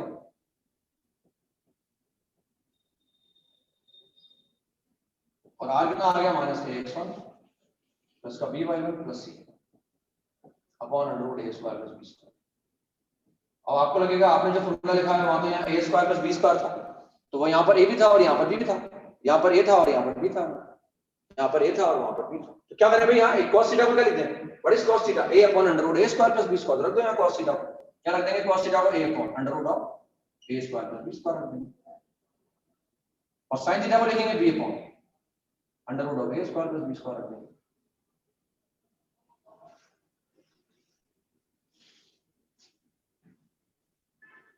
अब हम देख रहे हैं ये ऊपर लिखा हुआ है, ये तो ऊपर चला जाएगा ना, ये ऊपर चला जाएगा, ये भी अंडर रूट भी ऊपर चला जाएगा, तो अब ये सब बराबर है, तो इनको किसी सेम नंबर से डिवाइड कर दो आप, है ना, सबको सेम नंबर से डिवाइड कर दिया अपन ने, under root a square plus b square से डिवाइड कर दो, इन सबको डिवाइड कर दो under root a square plus b square से, ये सबको मल्टीप्लाई कर दो 1 upon under root a square plus b square से मल्टीप्लाई कर दो, या तो पहले इसको ऊपर ले जाओ आप, ये न्यूमरेटर में चला जाएगा, ये अंडर रूट लिमिट में चला जाएगा, ये तो यही रहेगा। फिर उन सबको अंडर रूट को गायब करने के लिए इन तीनों को, तीनों बराबर तो है ही सही, इन तीनों को अंडर रूट ए स्क्वायर बी स्क्वायर से डिवाइड कर दिया, अंडर रूट ए स्क्वायर प्लस बी स्क्वायर से डिवाइड कर दिया। तो जिसे आप पहले ऊपर ले जाओगे फिर डिवाइड करोगे, तो x minus x1 upon a, y minus y1 upon b और is equal to minus a x1 plus का b y1 plus c upon a square plus b square आ जाएगा। वो आप under root a square plus b square से divide करोगे, क्योंकि यहाँ ऊपर आ जाएगा, यहाँ भी ऊपर आ जाएगा, यहाँ तो नीचे रहेगा, और डिवाइड करेंगे under root a square plus b square से, तो यहाँ से हट जाएगा, यहाँ से भी हट जाएगा, और यहाँ नीचे आ जाएगा a square plus b square. ये आ गया फॉर्मूला। अब यहाँ से जो x आएगा वो फुट ऑफ द परपेंडिकुलर का x आएगा, जो y आएगा वो इस फुट ऑफ द परपेंडिकुलर का y आ जाएगा। दो फॉर्मूले ड्राइव कर दिए। और अगर मिरर इमेज निकालना हो तो ध्यान से देखो, अगर ये डिस्टेंस r है, अगर ये डिस्टेंस r है, foot of the perpendicular distance r है, तो जो मिरर इमेज होगा इसका, जो इसका मिरर इमेज होगा p डैश, अगर ये डिस्टेंस r है, ये भी r होगी, तो इस पॉइंट को निकालने के लिए क्या करो, इसी लाइन को पैरामीट्रिक में लिख रखा है हमने, r की जगह क्या करोगे 2r करो। तो जो r आया था ना, जिसे उस r को वहां रखेंगे, यही तो था r हमारे पास, उस r को रखते ही वो 2r हो जाएगा, वो डबल हो जाएगा। तो तीनों फॉर्मूले डिराइव कर लिए अपन ने। डायरेक्ट लिखवा दे तो आपको सकता है बड़ा अजीब लगता है कि भाई कैसा आ गया ना, इससे बताया गया है। और अगर मान ले अपन फॉर्मूला भी याद रखेंगे, क्योंकि निकालना आता ही था, फॉर्मूला भी कैसा है वो समझा दिया आप। अब फॉर्मूला याद रख के भी अपन निकाल सकते हैं। तो एक सवाल करते हैं, उससे क्लियर हो जाएगा। देखो आप, find the mirror image of the point P, find the mirror image of the point P minus 3,5, find the mirror image of the point P minus 3,5 with respect to the line x minus y plus 2 is equal to 0, with respect to the line x minus y plus 2 barabar 0, and also find the length of perpendicular, and also find the length of perpendicular drawn from this point P to the given line, and also find the length of perpendicular drawn from this point P to the given line. एक तो mirror image निकालना है, foot भी निकाल सकते हैं, जैसे mirror image निकाल रहे हैं, फुट भी निकाल सकते हैं, फुट का भी फॉर्मूला है, और अपन डिस्टेंस भी निकाल सकते हैं। अब डायग्राम बना दिया भाई, ऐसे एक पॉइंट P में रखा है, -3,5 है, फॉर्मूला याद रखेंगे तो प्रोसीजर भी हमारे पास है, जैसा आपको कन्वीनियंट लगे वैसा आप कर सकते हैं। आपको लगे मैं फॉर्मूला याद रख लूंगा, और फॉर्मूले को याद रखने का भी एडवांटेज बता दूंगा मैं, जल्दी से आ जाएगा। और आपको लगे मैं बहुत तेजी से निकाल सकता हूँ, इसके परपेंडिकुलर लाइन लिख दूंगा, फटाफट लाइन आ जाएगी, इन लोगों को सोल्व कर लूंगा, ये आ जाएगा, फिर मिरर इमेज को निकाल लूंगा। तो हमने भाई एक तो ये मान लिया एक क्यू है, एक तो पी डैश निकालना है अपने को, और एक हमें निकालना है पी क्यू डिस्टेंस। ये निकाल, पहले डिस्टेंस निकाल लेते हैं हम। तो पी क्यू डिस्टेंस का फॉर्मूला हमारे पास है, परपेंडिकुलर डिस्टेंस निकालने का फॉर्मूला है। क्या करना होता है भाई, उस पॉइंट को लाइन में रख देते हैं बस, a x1 b y1 plus c। Formula रटना नहीं है अपने को, समझना है उसको। a बराबर कितना है 1 है, और b बराबर कितना है -1 है।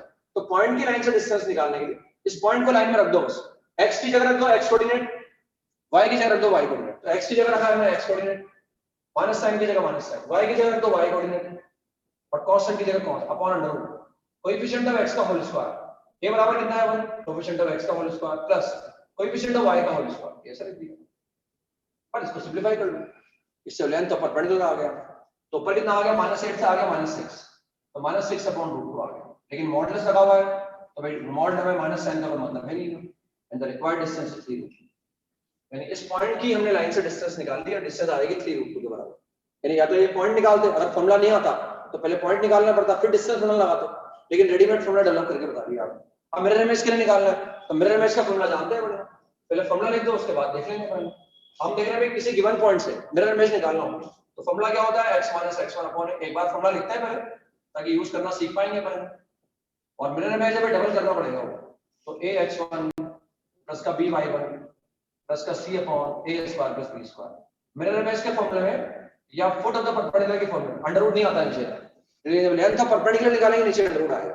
अब ये तो क्या है, मिरर इमेज का x है, ये मिरर इमेज का y, ये लाइन में से आएगा x का कोएफिशिएंट, ये लाइन में से आएगा y का कोएफिशिएंट, ये गिवन पॉइंट का x कोऑर्डिनेट, ये गिवन पॉइंट का y कोऑर्डिनेट। ये कैसे निकालते हैं, उस गिवन पॉइंट को लाइन में रख देंगे बस, x की जगह x1, y की जगह y1, कांस्टेंट की जगह कांस्टेंट, तो मैं निकालते। ये तो मैं निकालना है x, गिवन पॉइंट का x कितना है -3, a का मतलब x का coefficient, what is a is equal to 1, y mirror point image का y कोऑर्डिनेट, y1 कितना है 5, b y का कोएफिशिएंट कितना है -1, -2 की जगह -2 रख दो आप।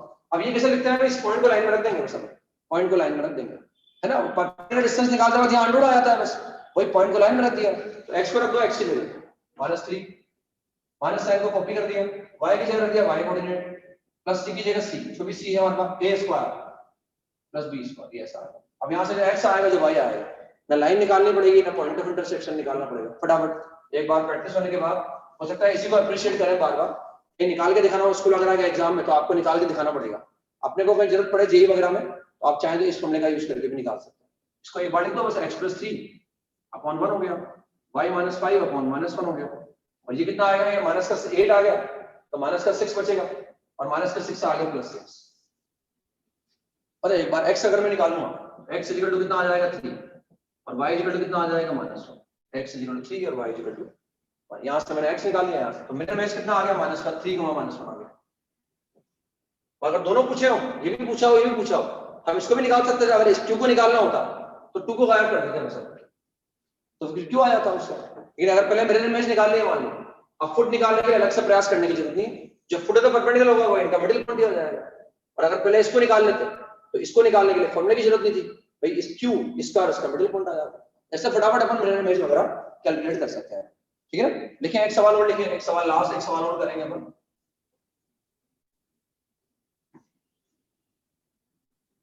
If one vertex of an equilateral triangle, if one vertex of an equilateral triangle, if one vertex of an equilateral triangle is 2, minus 1. If one vertex of an equilateral triangle is 2, minus 1, and the equation of the side opposite to it. If one vertex of an equilateral triangle, triangle equilateral, equilateral triangle is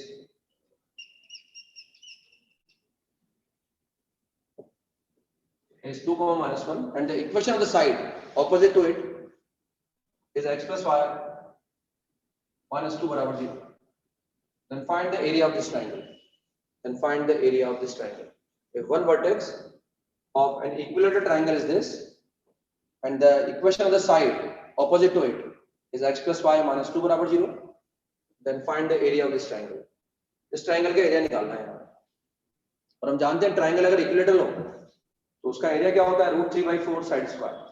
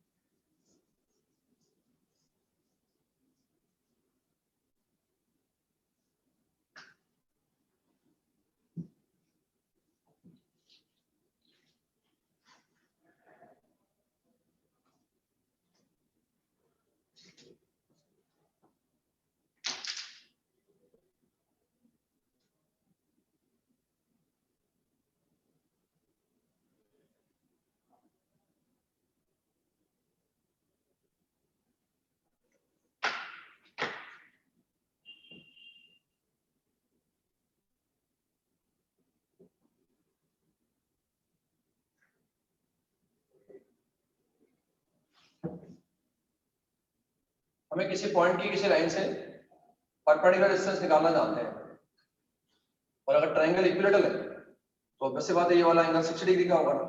हमने इनका equation निकालना भी सिखा रखा है आपको, class में किया था हमने, इनका इक्वेशन निकालना भी सिखा रखा है हमने। अब इस h को कैलकुलेट कर लेते हैं हम, इस वर्टेक्स की सामने वाली जो साइड है उससे परपेंडिकुलर डिस्टेंस निकाल लो आप, और अगर डिस्टेंस आ जाएगी, इसका फॉर्मूला बताया हमें, तो sin 60 का यूज करके साइड लेंथ निकाल लेंगे, और साइड लेंथ अगर आ गई तो उसके बाद area is equal to √3/4 side square. तो h कैसे निकालें, वो h क्या है बेसिकली उस वर्टेक्स की इस सामने वाली साइड से लेंथ है ना, लेंथ तो परपेंडिकुलर निकालना है। क्या करना होता है, इस पॉइंट को लाइन में रख दो, बस x की जगह रख दो x कोऑर्डिनेट प्लस y की जगह y कोऑर्डिनेट, कांस्टेंट की जगह कांस्टेंट अपॉन √, x का कोएफिशिएंट कितना है 1, x के कोएफिशिएंट का स्क्वायर, y के कोएफिशिएंट का स्क्वायर, ये वो h आ गया, ये उस गिवन पॉइंट की लाइन से परपेंडिकुलर डिस्टेंस आ गई। अब ऊपर सिंपलीफाई करें तो ऊपर कितना आ गया, -1 आ गया, यानी 1/√2 आ गया। लेंथ ऑफ परपेंडिकुलर निकालनी है, हाइट आ गई, हमें तो एरिया निकालना है, तो ये चाहिए भैया, इसको निकाल सकते हैं। इसको निकालने के लिए क्या करा हमने, मान लिया भाई AB साइड लेंथ है तो sin 60 का फॉर्मूला लगा दो, sin 60 is equal to perpendicular upon hypotenuse, what is hypotenuse AB, sin 60 कितना होता है, √3/2 होता है, sin 60 होता है √3/2, h आपको पता है ना, h कितना है 1/√2, ये 1/√2 इंटू ए बी आ जाएगा, और ये कितना है √3/2 है। बस यहाँ से ए बी को निकाल लेंगे, therefore A B is equal to √2/√3, A B आ जाएगा √2/√3। इक्वल ट्रायंगल की साइड लेंथ आ गई, और वो जो फॉर्मूला था हाइट निकालने का, डिस्टेंस निकालने का, परपेंडिकुलर डिस्टेंस निकालने का, वो देख लिया। therefore required area is equal to area of equilateral triangle is √3/4 an side square. Side हमने निकाली ए बी, तो कोई से भी एक साइड निकाल लो, उसका स्क्वायर करो, तीनों साइड बराबर होंगी ना, तो √3/4 की जगह √3/4 आ गया, and the area will come out to be, आ गया 2/3, तो area will come out to be √3/6। ऐसे एरिया इस तरह से किसी भी पॉइंट की, अब हमें परपेंडिकुलर डिस्टेंस निकालना आता है किसी भी पॉइंट की, हम किसी लाइन से पहले उसको ड्राइव करके बताया, 2 सवाल करके बताया, कुछ नहीं करना होता, उस पॉइंट को लाइन में रख दो बस, x की जगह x कोऑर्डिनेट, y की जगह पॉइंट का y कोऑर्डिनेट, कांस्टेंट की जगह अपॉन √, x के कोएफिशिएंट का स्क्वायर प्लस y के कोएफिशिएंट का स्क्वायर, ऐसे निकाल सकते हैं। बाकी होमवर्क पर आ जाते हैं अपन, होमवर्क पर आ जाते हैं अपन। तो होमवर्क के अंदर जो है मैंने सवाल दिए थे कुछ करने के लिए आपको, उनको डिस्कस करते हैं 1 बाय 1। तो A1 के अंदर हमने x7 का पार्ट 1, बाकी का अब तक कर ही चुके हैं सारा जो है ना, अब तक हम लास्ट टर्म पे सारा कर चुके थे ना, तो हमने दिया है आपको B6, x7 का part 1 B6, exercise 1 part 1 B6, part 1 का B6 करना है अपने को, एक्सरसाइज 1 पार्ट 1 B6।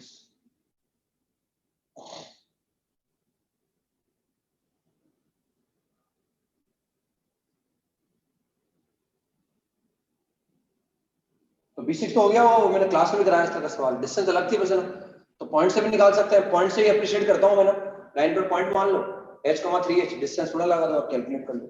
उसके बाद B11 पर आ गया, B11 जैसा सवाल आगे भी है हमारे, ये इसको नोट कर ले, मैं B11 बता रहा हूँ, उसके बाद में जब उस सवाल को नहीं बताऊंगा ना, क्योंकि लगभग सिमिलर काइंड के सवाल होते हैं, एक मैं करके बता ही रहा हूँ, हालांकि सॉल्यूशन भी है इसका, सॉल्यूशन में कुछ गलती भी है, वो √2 लिखा हुआ है ना, उसकी जगह 5√2 एक तो ये हम जो कर रहे हैं B11, इस तरह का सवाल आगे नेक्स्ट सेम एज एक्सरसाइज 1 का पार्ट 2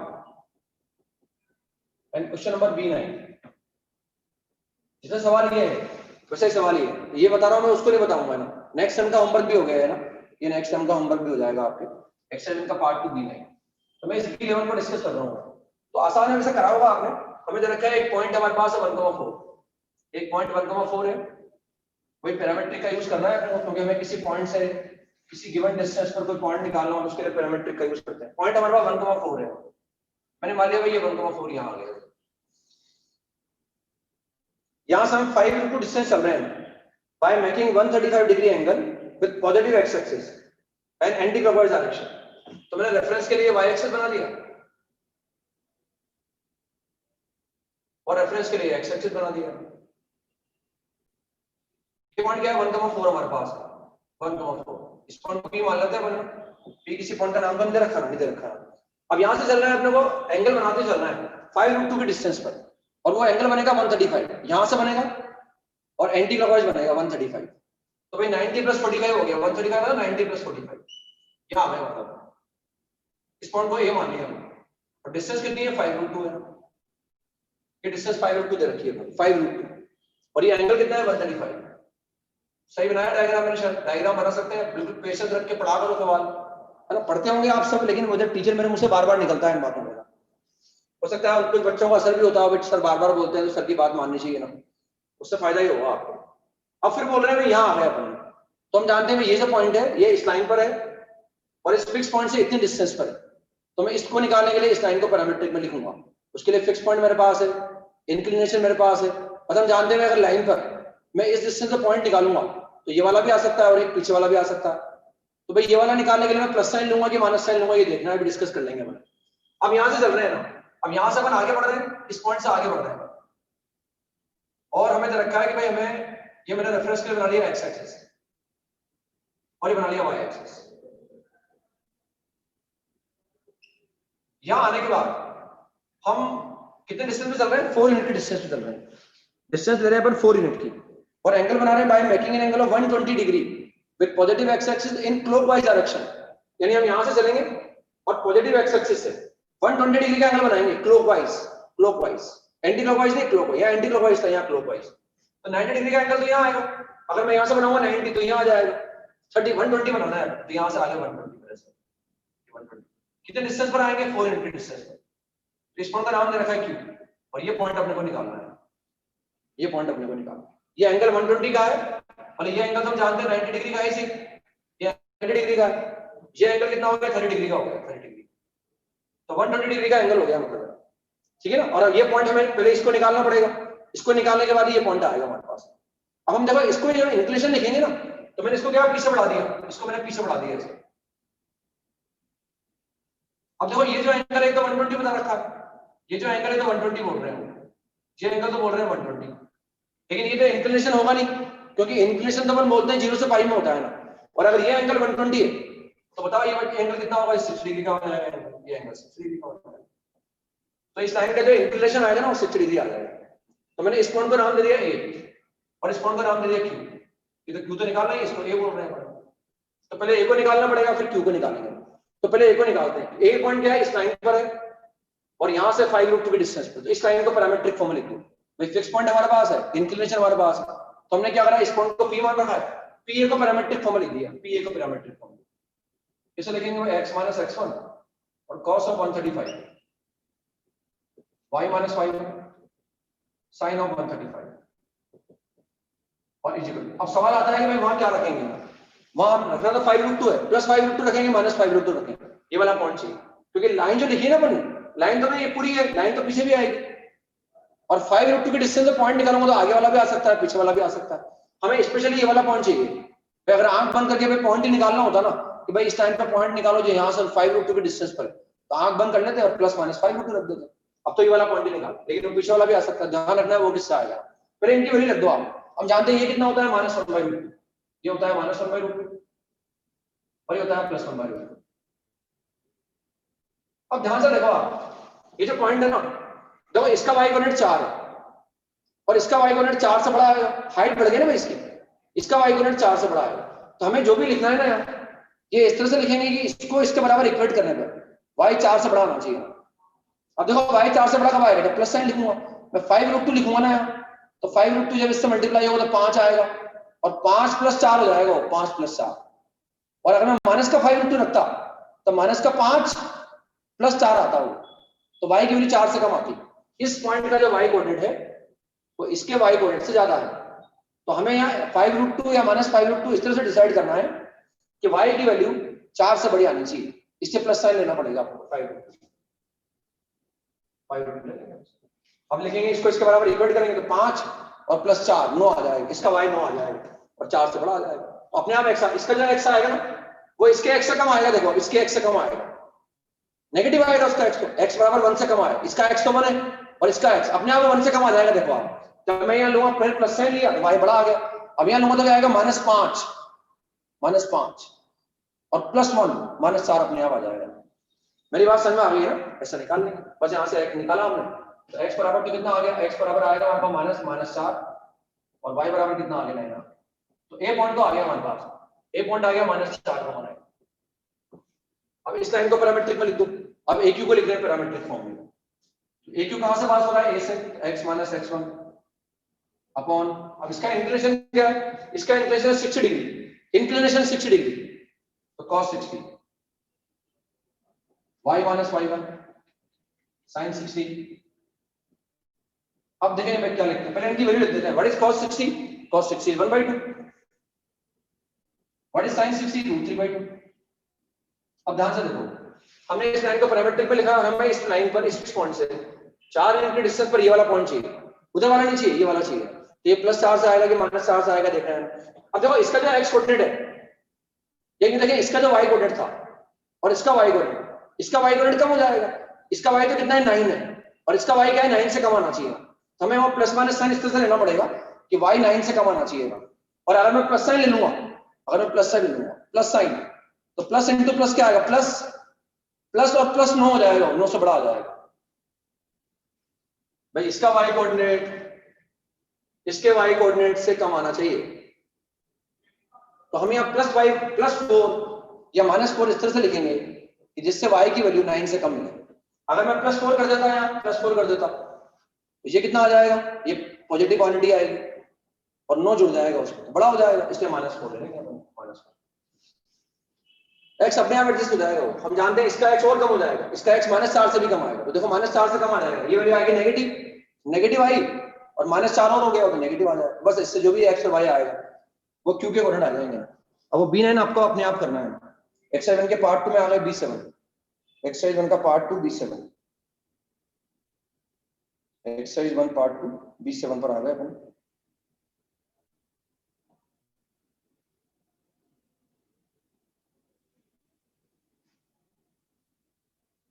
तो B7 तो हो गया होगा मेरे हिसाब से, कोई दिक्कत नहीं आई होगी ना, डिस्टेंस निकालनी है अपने को। हालांकि परपेंडिकुलर डिस्टेंस का अपने तो आज देखा है हमने, लेकिन वहां परपेंडिकुलर नहीं बोल रखा, बड़ा आसान सवाल है, अगर आपने डायग्राम पढ़ाया होगा। ये लाइन दे रखी है, मैं ये लाइन दे रखी है 2x -3y और +9 बराबर 0, ये लाइन दे रखी है, और एक पॉइंट दिया हुआ है P, उस पॉइंट को नाम तो नहीं रखा, हमने नाम दे दिया उसको 2,3, और आपसे कहा है भाई इस पॉइंट की लाइन से डिस्टेंस निकालो। अगर आप सिर्फ वो बोलते डिस्टेंस निकालो, अगर सिर्फ ये बोलते कि डिस्टेंस निकालो, तब तो फिर हमें परपेंडिकुलर डिस्टेंस निकालनी पड़ती, उसका तो फॉर्मूला मैंने आज बताया आपको, लेकिन उन्होंने परपेंडिकुलर डिस्टेंस के लिए नहीं बोला।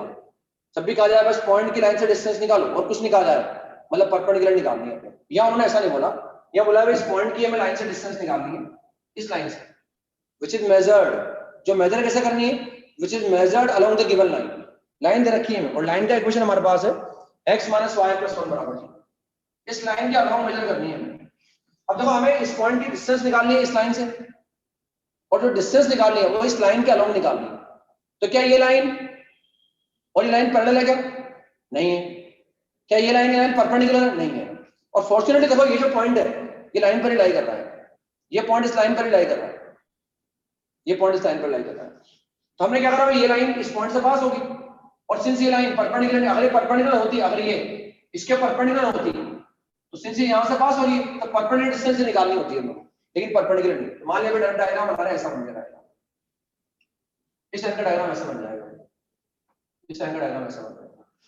हमें ये distance, we have to find distance of this point from this line which is measured along this line, इस लाइन के अलोंग मेजर करनी है, यानी अपने को ये डिस्टेंस निकालनी है, ये PQ डिस्टेंस निकालनी है अपने को, PQ डिस्टेंस किसे निकाले, P तो हमारे पास है, Q को निकाल लो। Q किसे निकाला है, इस लाइन को, और इस लाइन को सोल्व कर लो, उससे पॉइंट Q आ जाएगा, और P और Q के बीच में क्या लगा देंगे, डिस्टेंस थोड़ा लगा देंगे, उससे आ जाएगा C6 हो गया होगा। मिरर इमेज वाला सवाल है, मैंने कल बताया भी था आपको ना, वो भी कहता कल 2 सवाल करवाए थे इस तरह के ना। उसके बाद एक्सरसाइज 2 का पार्ट 1 क्वेश्चन नंबर 1, ये भी कल मैंने कराया सवाल क्लास में आपको ना, वो कराया ना, one diagonal of a square is the portion of the line, है ना, यहाँ स्क्वायर बनाना है, वो अवे फ्रॉम द ओरिजिन बनाना है अपने को, अवे फ्रॉम द ओरिजिन, तो वही सवाल है जो कल मैंने क्लास में कराया था।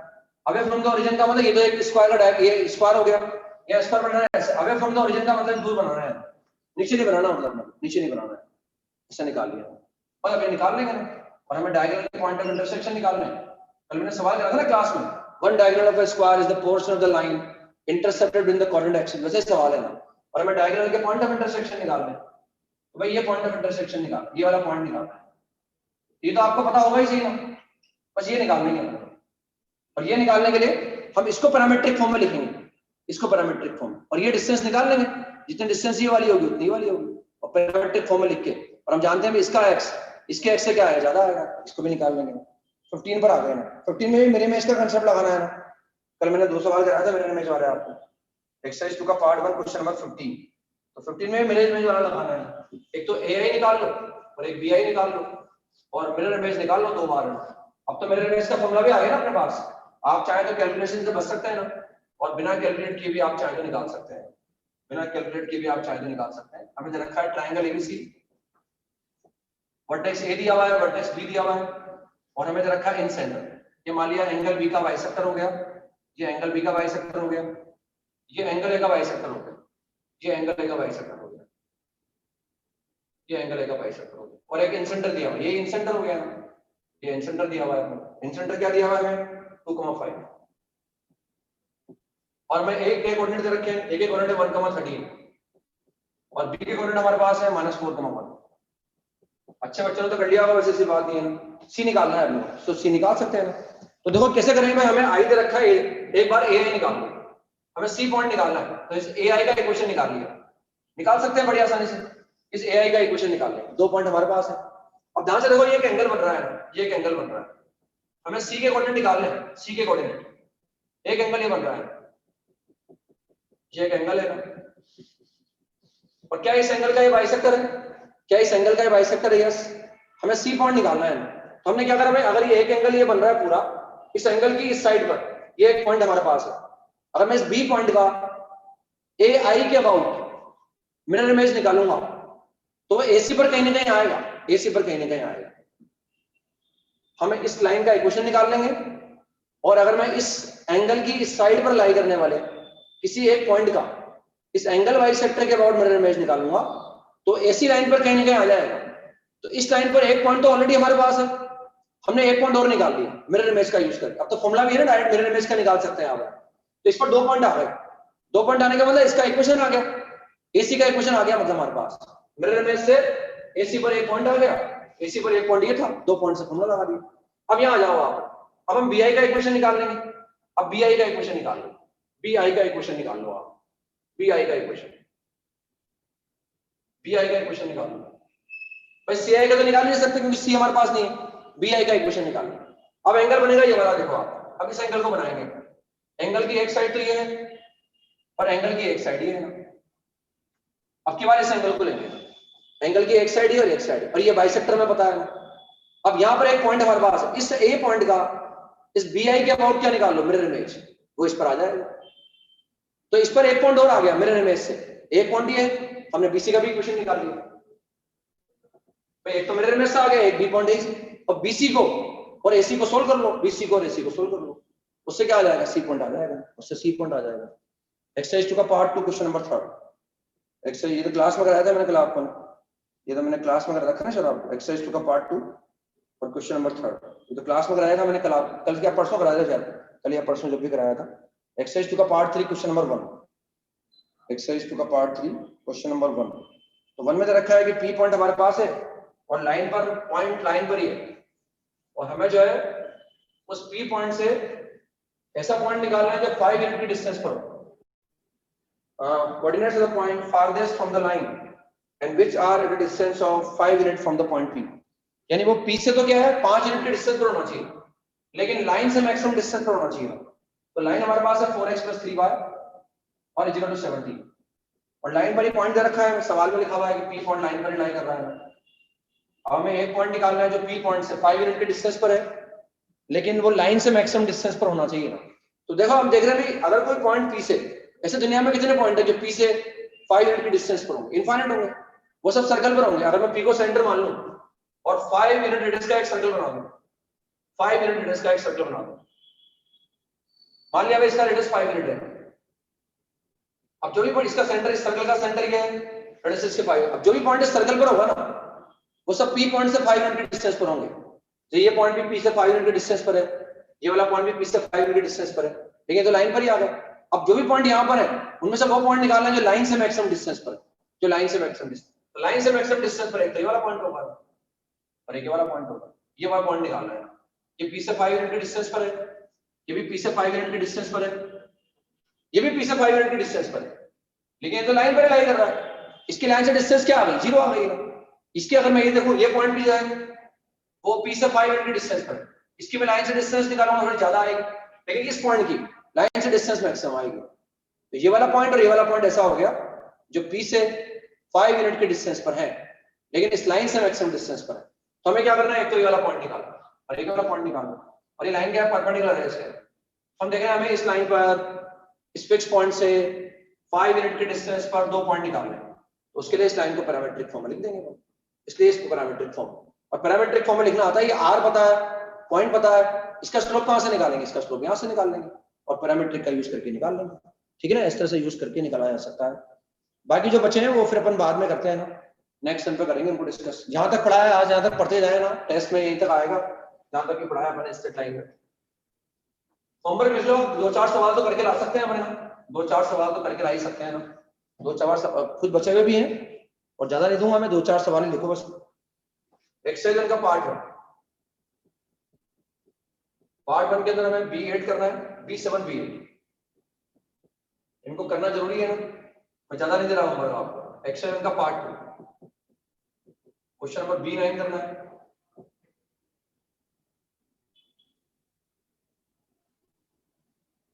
बस ये करके लाना है आपको, कर लाएंगे, 3 सवाल तो करके ला ही सकते हैं, 3 सवाल तो करके ला सकते हैं, ऐसी बात नहीं, ये करके लाना है। और जो बच्चे हैं वो डिस्कस कर लेंगे ना, है ना। तो जो पढ़ा है इनको पढ़े, आप पढ़ते रहें बराबर में।